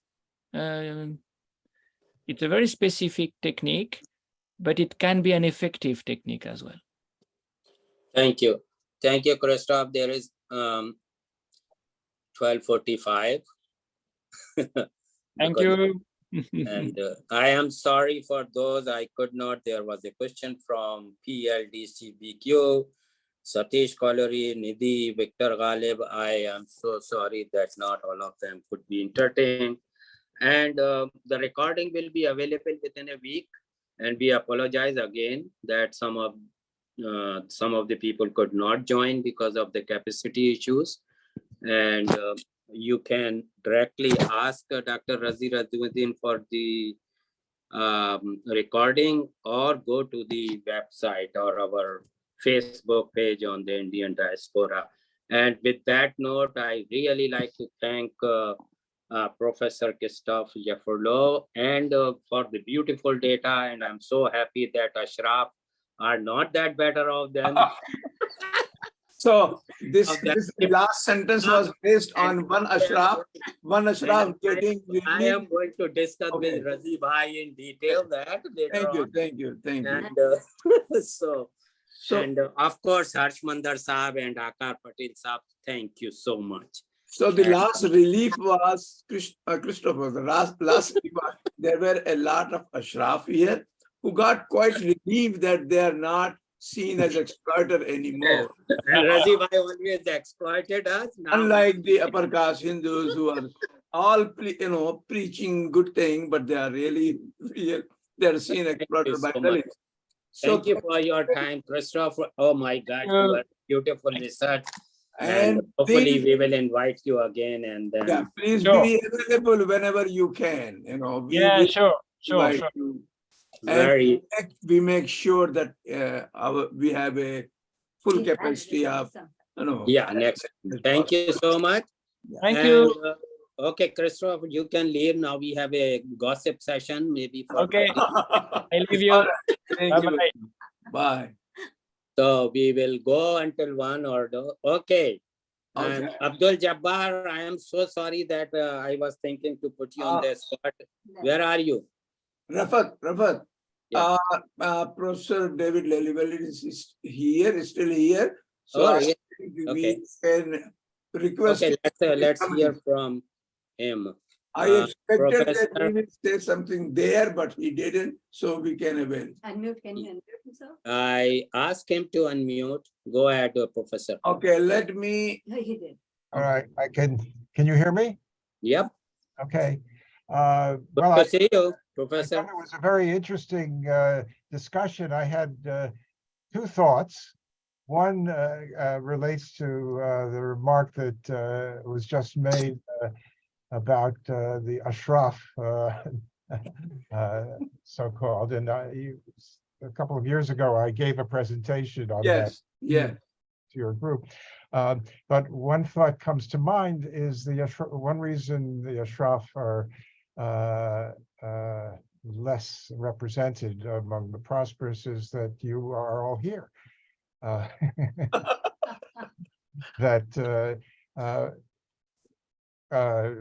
Christophe mentioned migration, and of course migration, the diaspora, the role of the diaspora is part of the story too. I don't know if that's in his research project, but people have been one intelligent way of dealing with it, but maybe not for the benefit of the people left behind, unless there's more of a relationship, is to leave, and to leave to better parts of India where not only is there prejudice, but there's opportunity, but also to leave to other countries, to the Gulf, to the United States, to Britain, Canada, and so on. So that's part of the history of what's going on, and it's a longer history. The other thing that just came to mind is that issue of the decline of Urdu speakers that he mentioned. And I doubt that that's actually true, that people are speaking a different language. I think they are registering themselves in the questionnaires or so on as speaking Hindi. They are, more of them are, insofar as they're getting an education, they're educated in Devanagari. But probably the language is the same. That's not good for the state of Urdu and Urdu literature. but Urdu literature is still there, and of course beyond India. And of course, a large part of the Muslim population is Bengali speaking or Tamil speaking or Malayalam speaking, and that's a large part of the South Indian population as well. There's much else to say, but that will be my comments. Thank you. Thank you so much. Professor Vinod Mobari sir, unmute yourself, please. Yeah, thank you. I didn't want to interrupt so many people asking important questions to Professor Jaffrelot. I think I just want to stress on or make a couple of observations. The first one is about the convergence of the Ashraf and the non-Ashrafia Muslims. Partly also it's a historical response to events of the partition 1947, when a large part of those who could leave and those who had left for Pakistan, especially from the north. So I think you have some decline in that sector of the population, especially what Hamza Alvi called the Salariyat. And, there was those who could get into the civil services and into important parts of government bureaucracy in Karachi in the 1950s. So we have some migration from the north, UP, Bihar, and that's probably also is a factor in what I think David just mentioned, migration to other countries now in Gulf and US and Canada from the more well-off sections, as they don't see a future. And hopefully, if the South is doing better than the North, which seems to be established by the data presented, then hopefully they can find safer havens to practice whatever and to make a life in areas other than the Bimar states of North India, as one might put it. The second point, I think, is that needs to be stressed, was brought up by Harsh when he talked about the analogy with the Germany of the 30s, and that is seems to be going on to identify the other, to promote divisiveness as an electoral strategy, and that is now resulting in violence and lynching and all kinds of strategies. And we see that at the governmental level right now in Haryana, and we saw it in this bulldozer Raj, as it were, where the state is now actively involved in not only marginalizing, but actively oppressing the minority population. So that logic, if it becomes more widespread, especially in the north, could have a lot of resultant consequences, which is hard to think about at this present time, how it can accelerate and what it might result in. So I just wanted to make these two brief observations. Thank you, Razi. Thank you. Thank you. There is a hand here. Rajaullah sir. Rajaullah Qureshi sir, unmute yourself. Rajaullah. Okay. So, Amir bhai, unmute yourself. Huh? Kya hua?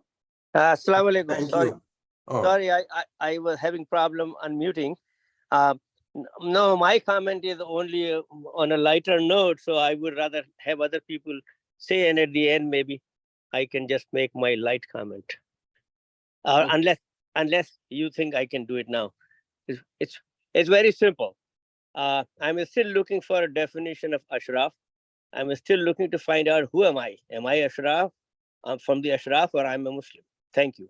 तो वो तो कोई solution नहीं, अगर नहीं भी आप अशराफ है तो मुसलमानों का प्रॉब्लम क्या है उससे सॉल्व होगा। मान लिया कि अगर नहीं भी आप I mean, this term has been used lately quite often, and I'm at a loss. There is no such thing. What I mean is there is no such thing among Muslims, among Islam, and those who follow Islam, anything like Ashraf or otherwise. All humans are equal. You can include yourself if you feel like it. It's an open list, so don't worry about it. Thank you. I have very impressive, I have to say. It was such an astounding collection of data, and I join everybody in praising the first went into it.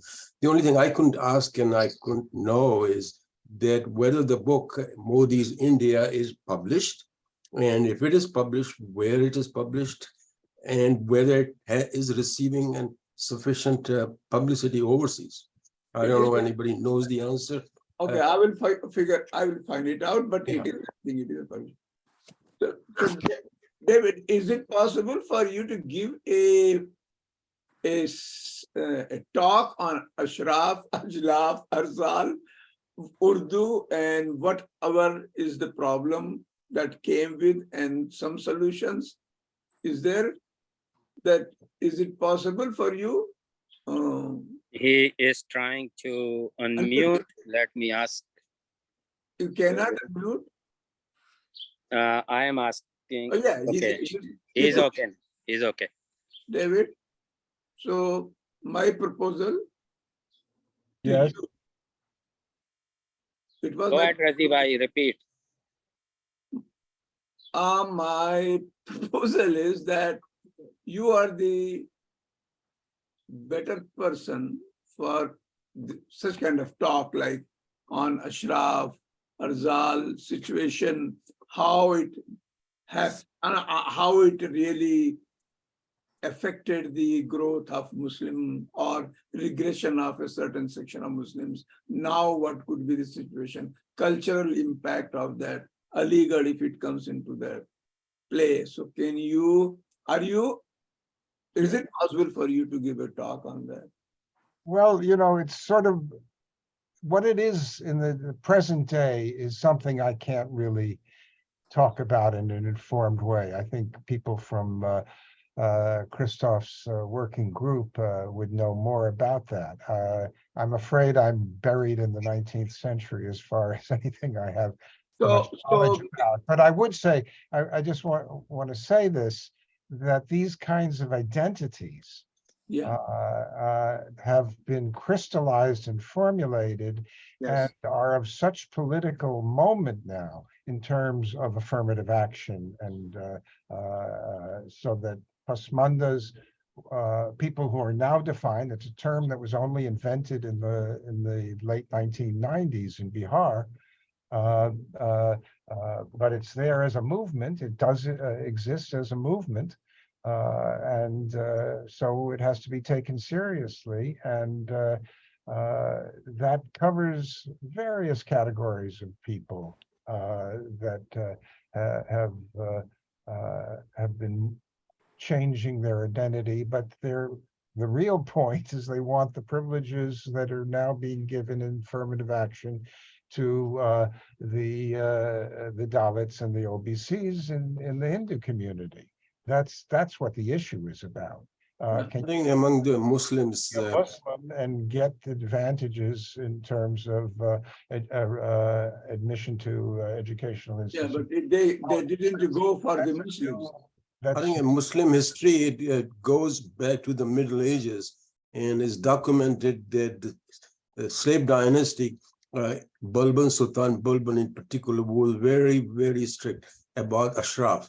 He would not allow anybody who was not judged to be among Ashraf to be given a government position, or even people who were later found out who were not Ashraf, according to his definition, were thrown out of the job. So it's not a recent phenomenon, unfortunately. Well, as a matter of fact, it's a debated issue throughout Islamic history. And in the presentation I gave, I said that there is some very good historical research, not just for South Asia, but for the Middle East, about status. There were status categories in Europe, there are status categories in any society to call, but that's different. I mean, we have aristocracy. Before the French Revolution, you had the aristocracy and the plebeians, but that's not the same as India and caste. Yes, yeah, it's more a European phenomenon. So, David, was that the Muslims in India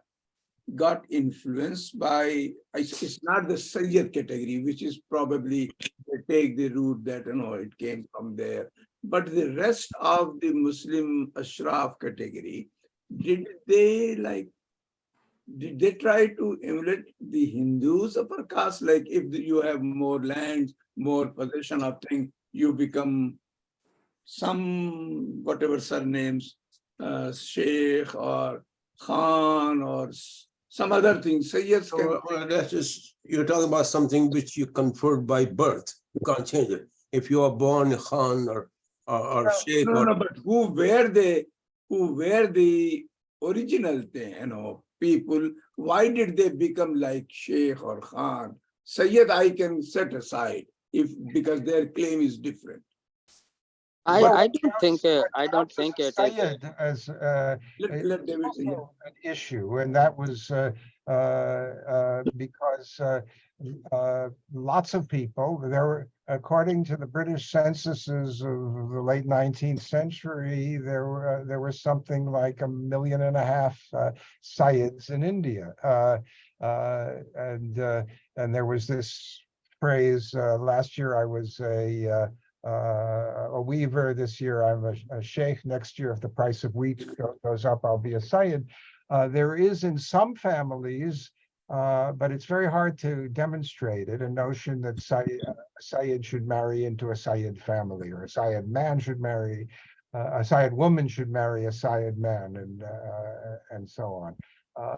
Whether that was really done and whether that was like supposedly what Hindus do, it's not clear. It certainly isn't clear in the Oligar people that I studied, because it was but in the same Aligarh nets, just 4 or 5 years back, there were a couple of times proposals were written that I'm looking for my sister's marriage for it is a Sayyid family, and we are looking for a Sayyid groom. Very openly writing on Aligarh net with thousands of students or Aligarhians. Very openly. Well, that's something to consider, but wealth and education and good character were also things to consider. Exactly. And, in the family of Sayyid Ahmad Khan, in fact, his mother's family were Kashmiris. His grandson first married a Pathan and then married a Rajput, Sayyid Ras Masood. There are all sorts of mixtures and so on. And also think of Sheikh Abdullah, the founder of the Women's College. He was a convert from Hinduism. Think of Iqbal. They were not considered, or Shibli Numani. They were not considered anything like Ashraf. May I add something on this? They had the knowledge. Razi bhai. Customs of Hold on. Hold on. Hold on, Raja sir.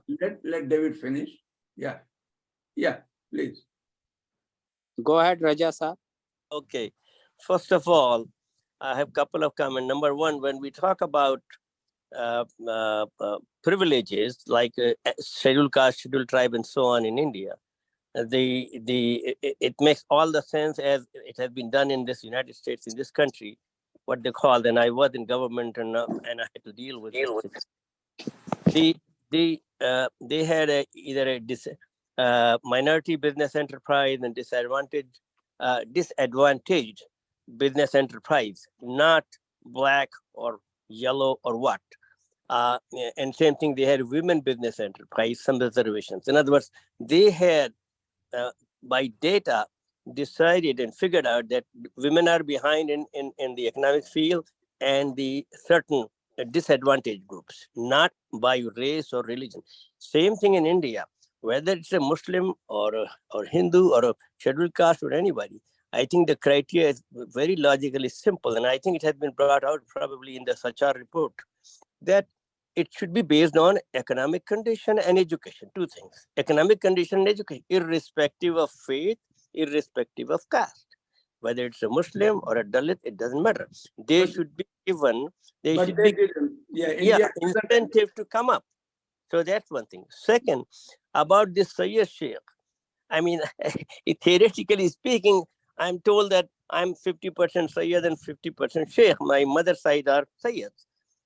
But when I went to Egypt in a long time back, they addressed me as Sayyid Rajaullah, or they call it Ragaullah, Ja instead of Ja. And I said, sorry, I'm not Sayyid. I'm Muhammad Rajaullah. He said, no, Sayyid is just a title. We address everybody. So in Middle East, I have not seen, and I've been there many times, I've not seen this Sayyid and Sheikh and all that. Sheikh is the term used for a religious leader who is knowledgeable, like a religious leader, basically. It's just a profession. So I think, and I know that the reality is something different. It has been brought out that Sayyids are looking for Sayyids and all that.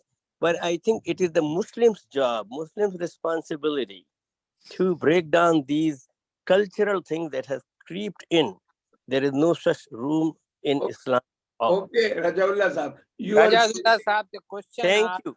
You are bringing religion. You are bringing religion as if not religion. When you talk about Muslim, how can you not? Oh, no. Please listen. You are saying that all Muslims should be pious, religious Muslims in the spirit of Islam? So that is not the reality. I'm not saying they should be. I'm saying the reality is different. What I'm saying is it is cultural. It's an Indian cultural. It exists. Indian culture. So Raja Sahab, hold on. It exists. The question asked. No Raja Sahab, question. hold on. The question is, well, exists. We know how to address Don't change it. Okay, let me finish. The question asked was whether the stratification of Muslims in India was influenced by the caste system in Hindus in India. That is the question. Yeah, certainly it is. But I'm saying so what is please focus on that one. Forward. There is no we talk enough about history and what happened. We are looking for way forward. How to move? Qureshi Sahab, this goes back. Agar aap khayal kare, so just after the Prophet's death, Quraysh, Hashimi tribes have a superiority. Even then, Hazrat Abu Bakr was elected because, could I just finish? Because it was said that the Quraysh will not accept Ansar's Up interfere na kare, let him speak and don't accept what is the reality. I'm not questioning the history. I know, we all know what has happened. But so it is intrinsic. Islam could not remove that. Let it continue. Let him say. No, well, that's all right. I finished. Thank you. Rajaullah Sahab, why don't you let him say whatever he wants? But you're still talking about history. Everybody knows. Not everybody knows if he wants to. Well, at least the group here is educated. They know. So you don't want to let him say? Let him finish. Certainly. What I'm saying is, please, hold on. What is your objection? I cannot figure it out. What is your objection if somebody wants to? To me, the value. You are not alone. You are not alone here. If he wants to say something, why you are objecting? I will certainly. I have been quiet and listening for 2 hours. What I'm saying is, just one point I want to make. I joined this group Zoom or any Zoom with the intention that, analyze our problems, but be focused on the future. What can we do? If we don't do that, then it's just an academic exercise. Thank you. Rajaullah Sahab, we are people. We have all kind of shortcomings and good part also. we discuss, we cannot be robot like, okay, turn off, turn on and do. Everything doesn't end on solution. Could you find a solution sitting in Chicago? Could you find, or in Tasa find a solution to the problems of Muslims? We are working on it. You are working. So are many other people working. Yeah, that's what I'm saying. We all be working. Okay. What is the issue? Analyzing what situation in the past is important. I agree. Yeah, we are still analyzing the situation. Well, I mean, the thing is, if we keep analyzing, then are we going to move anywhere? That's like if you put a car in on a parking. Could you move any? What are you gaining? Yeah. Could you gain anything? Move any bit? I don't see. Razi bhai, this is the time to. So it is like, we should not talk anymore. And no, I didn't say that. I said we should talk, but then part of it we should analyze. Okay, so what can we do? Yes, our collective thinking should be addressing what can we do. Not everything is in our power, but that doesn't mean we cannot do anything. That's what we're doing here too. We got it. Because I think unless we think that way, we're just doing academic exercise. Thank you. We got it. Thank you. Razi bhai, do you want to stay or let's 110? So it's No, you're 111. Why did you go beyond 105? Yeah, it is your problem. It is your problem. So end में शाहिद सिद्दीकी साहब का जरा fancy Urdu जरा सा बोल करके कुछ dialogue वाला बोलिए। शाहिद साहब आइए, वापस आइए। हैं शाहिद साहब? हाँ हैं, वो बैठे हुए। शाहिद ज़ेबा शाहिद को भेजे भाई। शाहिद साहब, डॉक्टर शाहिद सिद्दीकी साहब। I think he is gone. नहीं, वो खाना खा रहे होंगे, वो लगा करके अभी भी। अरे आमिर भाई आप बोलिए, जो आप बोल रहे थे कम से कम हमको सुन। नहीं, वो मैं सिर्फ यही कह रहा था कि आज की बात नहीं है। इस्लाम हमारे शुरू से ये सिलसिला चल रहा है। मदीने में जो सिलसिला जब रसूलुल्लाह के इंतकाल के बाद हुआ, तो उस वक्त ये मसला उठा, तो वो अंसार ये चाहते थे कि उनका कोई आदमी जो है वो खलीफा होना चाहिए, उनका। लेकिन हजरत अबू बकर ने और दूसरों ने कहा कि भाई कुरैश की सुपीरियरिटी है और ये बाकी लोग उसको एक्सेप्ट नहीं करेंगे अगर कोई कुरैश या हाशमी ना हुआ, कुरैश नहीं हुआ खासतौर पर। तो फिर हजरत अबू बकर का इंतखाब हो गया। तो दिस इज नॉट, आप जैसे मैंने कहा स्लेव डायनेस्टी इंडिया में थी, उनके जो आयरॉनिक वो तो स्लेव ही थे, लेकिन बात को they were emphasizing कि अशराफ पे होना चाहिए कोई ना कोई जिम्मेदार ओहदा। आमिर भाई आप ये कह रहे हैं कि जो है ये is not influenced by Hindu caste? No, I don't think it is. It is intrinsically there. Thank you. वो तो मैंने ऐसे ही कहा कि मैं देखूं कि क्या डेविड का वो इंटरप्रिटेशन इस बात पे। We all know that कि ये चला रहा वहां से भी। आपको एक और चीज बता दें, खुद पसमानदा का जो लीडरशिप है वो ओपनली कहती है, और वो हिंदू में भी वही कहते हैं ओबीसी वाले, कि जितनी लीडरशिप है इंडिया की, तो वो कम्युनिस्ट मूवमेंट की हो चाहे रिफॉर्म मूवमेंट की हो, सब ब्राह्मण्स या तो थे हिंदूज में या हमारी तरफ सब अशराफ थे, जितने भी थे। अब यू सिंगल आउट, रेयरली आपको कोई मिलेगा जो मिडिल कास्ट या लोअर कास्ट का हो और जो लीडरशिप रोल में सोशल, एजुकेशनल, पॉलिटिकल रहा हो। मुस्लिम्स में भी हिंदूज में, दोनों में सब अपर कास्ट में रहे, और वो कहते हैं कि why such a level of exploitation we take over now. ये बार बार है, अब बहुत इंटेंस है ये इंटेंसिटी हिंदूज के ओबीसी में बेइंतहा है, और यही पसमानदा में क्रीप कर गई है। अगर आप अली अनवर वगैरह की बात सुन लें, जो ओपनली, और एक और तारिक अनवर एक निकला दूसरा, यो उस पर तो बड़े बड़े आर्टिकल लोगों पे आ गए हैं। जो लिखा गया है इन्हीं कारवान मैगजीन, जो इंडिया की प्रोबेबली बेस्ट मैगजीन होगी, उसमें तारिक अनवर को पूरा आया इसी पे कि वो बीजेपी में गया, और ये पूरा एक सेक्शन है जो ये राष्ट्रीय मुस्लिम मंच बना हुआ है जिसमें बहुत सी औरतें हैं, ये पूरा एक ग्रुप है और बहुत ओपनली ये एंटाई अपर कास्ट कहता है, लेकिन नहीं समझ रहा उस ट्रैप को कि खुद बीजेपी में सारे अपर कास्ट और वो ट्रैप है, अपर कास्ट, वो ट्रैप है, सही कह रहे हैं, वो एकदम क्लियर ट्रैप है। और आज के डेटा में तो वैसे भी क्रिस्टोफर ने दिखा दिया कि अनलाइक आवर ओन थिंकिंग, दोनों में, वेल्थ में, एजुकेशन में और चीजों में कोई फर्क नहीं अब रह गया। बकौल डेविड के कि अशराफ लोग तो डायस्पोरा में आ गए हैं, तो वहां जो बचे हैं उसमें तो कंपटीशन बराबर का हो गया। अगर रफत वहां रहते तो अब तक प्रॉब्लम होता। अरे जो रह रहे हैं उनके साथ हो रही है प्रॉब्लम। ओके, खुदा हाफिज। भाई आमिर साहब के कमेंट पे कि वो जो कि हुजूर सल्लल्लाहु अलैहि वसल्लम के बाद जो मसला हुआ, और उसमें पहले तो हज़रत बकर सिद्दीक रज़ियल्लाहु अन्हु उन्होंने नहीं किया था बल्कि किसी और ने, और ये सही है, उन्होंने हाशिम की बात नहीं की थी बल्कि कुरैश वर्सेस अंसार की थी।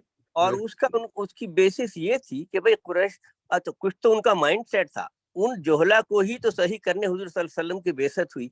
और फिर ये सारा उन्होंने जो मिसाल हमारी ये दी उसमें आपको ये कहीं नहीं मिलेगा। तो अब ये कि तो ये लोग बेचारे, हाँ ये लोग कंफ्यूज थे सब, और ये लोग to me they were no different, of course they were very close। अच्छा है आप बहुत सेफ साइड में है। अभी कोई जैदी बैठा होता तो आपको समझाता तीसरा नहीं तो साइड। जैदी तो मेरा पार्टनर रहा हुआ 1 साल, वो आपका पर्सनल पार्टनर रहा हो, लेकिन वो समझाता तीसरा साइड, और तब समझ में आता कि जो है असली वहां था। हमारे प्रोफेसर त्रिपाठी जैसा कहते हैं, जब वो शाहीन बाग के वक्त में वो अपने पर्चे बांट रहे थे तो लोगों ने कहा कि यार तुम बुढ़े हो, तुम्हारे मैं बूढ़े हो इसलिए जरा सा वो कर ले रहा हूँ लिहाज, वरना मैं तुम्हें ठोकता। उन्होंने कहा भाई ठोक करके अगर तुम्हें अगर इससे कोई सेटिस्फेक्शन मिलता तो ठोक लो, मेरा पर्चा। तो मैं ये कह रहा हूँ ये हमारे यहाँ इसीलिए शिया सुन्नी हो गया, और वो जो फरमा रहे हैं आप तो हुई है बिल्कुल, और उसके बाद तो खत्म ही हो गया। नहीं, वो मसला ये है कि जो आप फरमा रहे हैं वो सही है, लेकिन जो इस्लाम का या रसूलुल्लाह सल्लल्लाहु अलैहि वसल्लम का जो मकसद था, जो उन्होंने मिशन, वो उसका आपने देखा कि वो प्रेवलेंस नहीं हुआ अभी तक। वो इतने साल गुजर गए, 1400-1500 साल गुजर गए। अब शरीफ मक्का जो होते थे आटमस के जमाने में, जिसको फिर बाद को उन्होंने निकाला, वो हेरिडेटरी थे, वो हाशमी होते थे, और आज तक वो जॉर्डन के जो किंग्स हैं वो अपने आप हाशमी, और वो बर्तरी का यही सबब है। थोड़ी हमारी रिश्तेदारी भी उनसे हो गई है, हमारे ससुराल की तरफ से। अच्छा, कौन से ससुराल? किंग हुसैन के जो छोटे भाई से, क्या नाम है उनका, अभी है हाँ, जो होने वाले थे, एक्चुअली होने वाले थे जी जी। हाँ, तो उनकी बीवी जो है मेरे क्या कहते हैं ससुराल वालों से रिलेटिव है, वो हिदायतुल्लाह, वही मैं कहने जा रहा था, जस्टिस हिदायतुल्लाह के साइड। मुबारक हो, उससे सर्वत जुकला फैमिली का, बल्कि वो अभी गई है शादी में। आमिर भाई वो सही कह रहे हैं, हिदायतुल्लाह साहब की वो भतीजी थी जो प्रिंस हसन की बीवी थी। जी जी। पाकिस्तान मूव हो गए। मेरी भी रिश्तेदारी हुसैन से है जी। हम सब लोग हुसैन के हैं भाई, ऐसी क्या बात, हम सब लोग। अच्छा, मैं खुदा हाफिज। अच्छी बात। भाई अब वो ज़ियाउल सलाम साहब का अगला में जो है सुन लीजिएगा। वो he is a very well known in India, जो है बहुत अच्छा लिखते हैं, बहुत पैशनेटली लिखते हैं, और बहुत अच्छी किताबें लिखी हैं, और लॉन्ग टाइम से उनका एसोसिएशन हिंदू से रहा है, द हिंदू न्यूज़पेपर से। तो चलिए अगले हफ्ते। बहुत शुक्रिया रजी भाई, बहुत शुक्रिया रजी भाई। अब बोले, अभी तो हम लोग इतना प्लीड कर रहे थे आपको कि आप जाहिर हो। नहीं, मैं हाजिर हूँ। मैं असल में जब मामला शिया सुन्नी और अशराफ का आ जाता है तो मैं तो महज सिद्दीकी हूँ। नहीं तो वो तो इसलिए आया था कि आप खामोश थे, वो तो हम लोग को वक्त काटना था। नहीं, मैं खामोश नहीं हूँ, मैं हाजिर हूँ। मैं सुन रहा हूँ रजा भाई की अच्छी अच्छी बातें। ये मेरी क्या मजाल कि मैं उसमें इंटरफियर करूँ। अब कर दें, हम लोग जाना चाहते हैं। उससे पहले अच्छा एक दो शेर सुना दें कोई और चीज पे, मजहब। सुनिए शेर, सुनिए, एक बहुत अच्छा शेर है। तो शक्ल भी दिखा दें ना। सुनिए, उसका कॉन्टेक्स्ट ये है कि हमें इंतजार करना है, और फॉरवर्ड लुकिंग शेर है।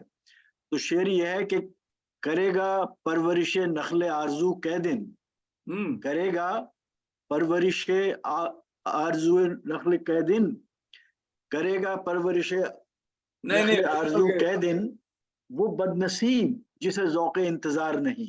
वाह। तो हमें थोड़ा सा इंतजार जरूर करना है, लेकिन हमारा नखल जो है वो इंशाल्लाह सरसब्ज होगा। हम लोग इसी तरह मिले जुड़े रहें, और इंशाल्लाह हम लोग आगे बढ़ते रहेंगे।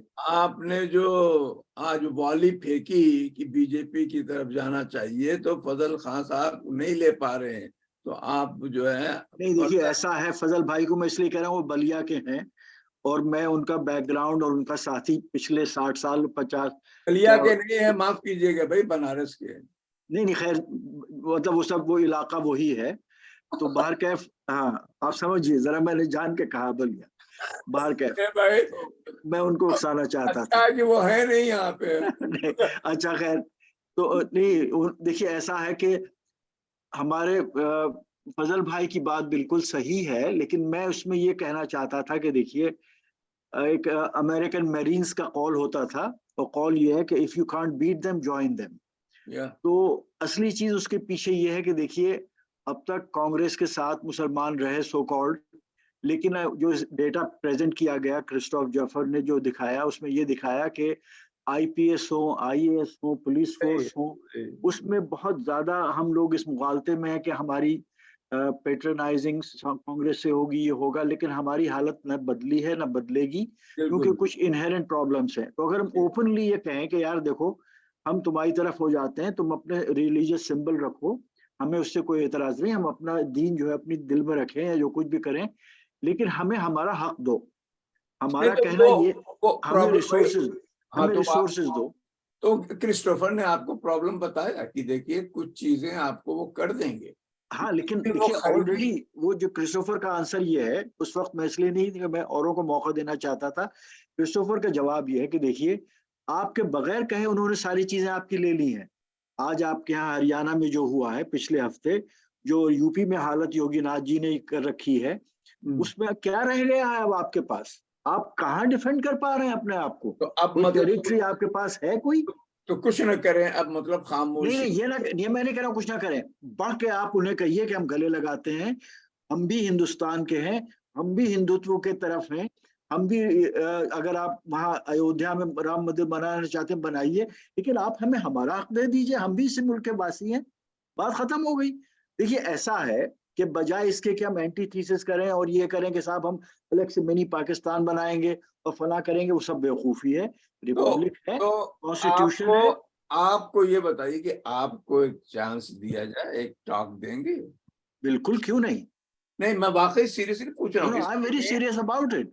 इसलिए कि मुझसे बहुत बार इसी पर कहा गया है, इसी फोरम पे ओपनली भी कहा गया और अदर से लिखा भी गया कि आप दूसरी साइड को या न्यूट्रल साइड को या अल्टरनेटिव विजन भी दिखाइए। तो मेरी तो अल्टरनेटिव विजन है ही। तो मैं आपको, अच्छा चलिए मैं आपको लिखता हूँ, लेकिन प्रॉब्लम ये है कि आप जवाब नहीं देते लिखने का। नहीं, मैं बिल्कुल जवाब दूंगा। देखिए ऐसा है, मैं चूंकि उसके बोर्ड का ट्रस्टी भी हो गया हूँ फेडरेशन का, उसकी भी मीटिंग्स हो रही हैं, कल भी एक मीटिंग है, आज भी कुछ, तो उसमें ये है कि वहाँ क्या सॉल्व हाँ, कर रहे हैं, वहाँ हाँ, क्या कौन के लिए सॉल्व कर रहे हैं? नहीं कुछ नहीं, लेकिन ये कि मसरूफियत हो जाती है ना भाई। अच्छा, फिर मेरे अपने काम है कुछ लिखने पढ़ने के, तो वो भी चल रहे हैं। बाहर कैफ मैं आपका हुक्म का बिल्कुल मानने वाला हूँ, और आपको पकड़ रहा हूँ वाकई, इसलिए कि हम लोग नहीं, ये बहुत अहम बात है। देखिए रजी भाई, मैं असली ने नहीं कह रहा हूँ, बल्कि ये मैं कह रहा हूँ जैसा आपने कहा कि हमें ऑल्टरनेटिव थिंकिंग होनी चाहिए और उसमें लोगों की राय लेनी चाहिए कि भाई उसमें क्या हर्डल्स हैं। मैं आपको अभी पकड़ रहा हूँ, और मैं क्योंकि सऊदी अरब में 8 साल रह के आया हूँ, और मैंने वहाँ का ट्रांसफॉर्मेशन देखा है कि सऊदी अरब पहले क्या था और आज क्या है, और उसके क्या नफा और नुकसान है जियोपॉलिटिक्स में, इकोनॉमी में, मुस्लिम इमेज में। मैं उस पॉइंट ऑफ व्यू से इंडिया को भी देखना चाहता हूँ कि देखिए इंडिया में ईद नहीं होती है, अरब में हो गई, इंडोनेशिया में हो गई, इंडिया में ईद नहीं हो रही है। भैया ये क्या वजह है? वहां पे अराफात में खुतबा दिया जा चुका, अगले दिन वो है मुसलमान जो है उस दिन रोजा रख रहा है इंडिया का। तो ये तो हराम है। आपको अगर कोई ये पूछ दे तो इसका मतलब ये है कि हम प्रोफेशनल भिखारी बन जाएं, ये इसका जवाब? नहीं, we are stakeholders, we are partners, we are constitutionally involved in the Democratic Republic of India, and therefore we want our fair share. That's all. We are not against you, but we want our fair share. That's all. आप आ रहे हैं और बहुत सून आपको मैं बुला रहा हूँ। मैं हाजिर हूँ साहब, बिल्कुल तैयारी करके आऊंगा। अब इसी पे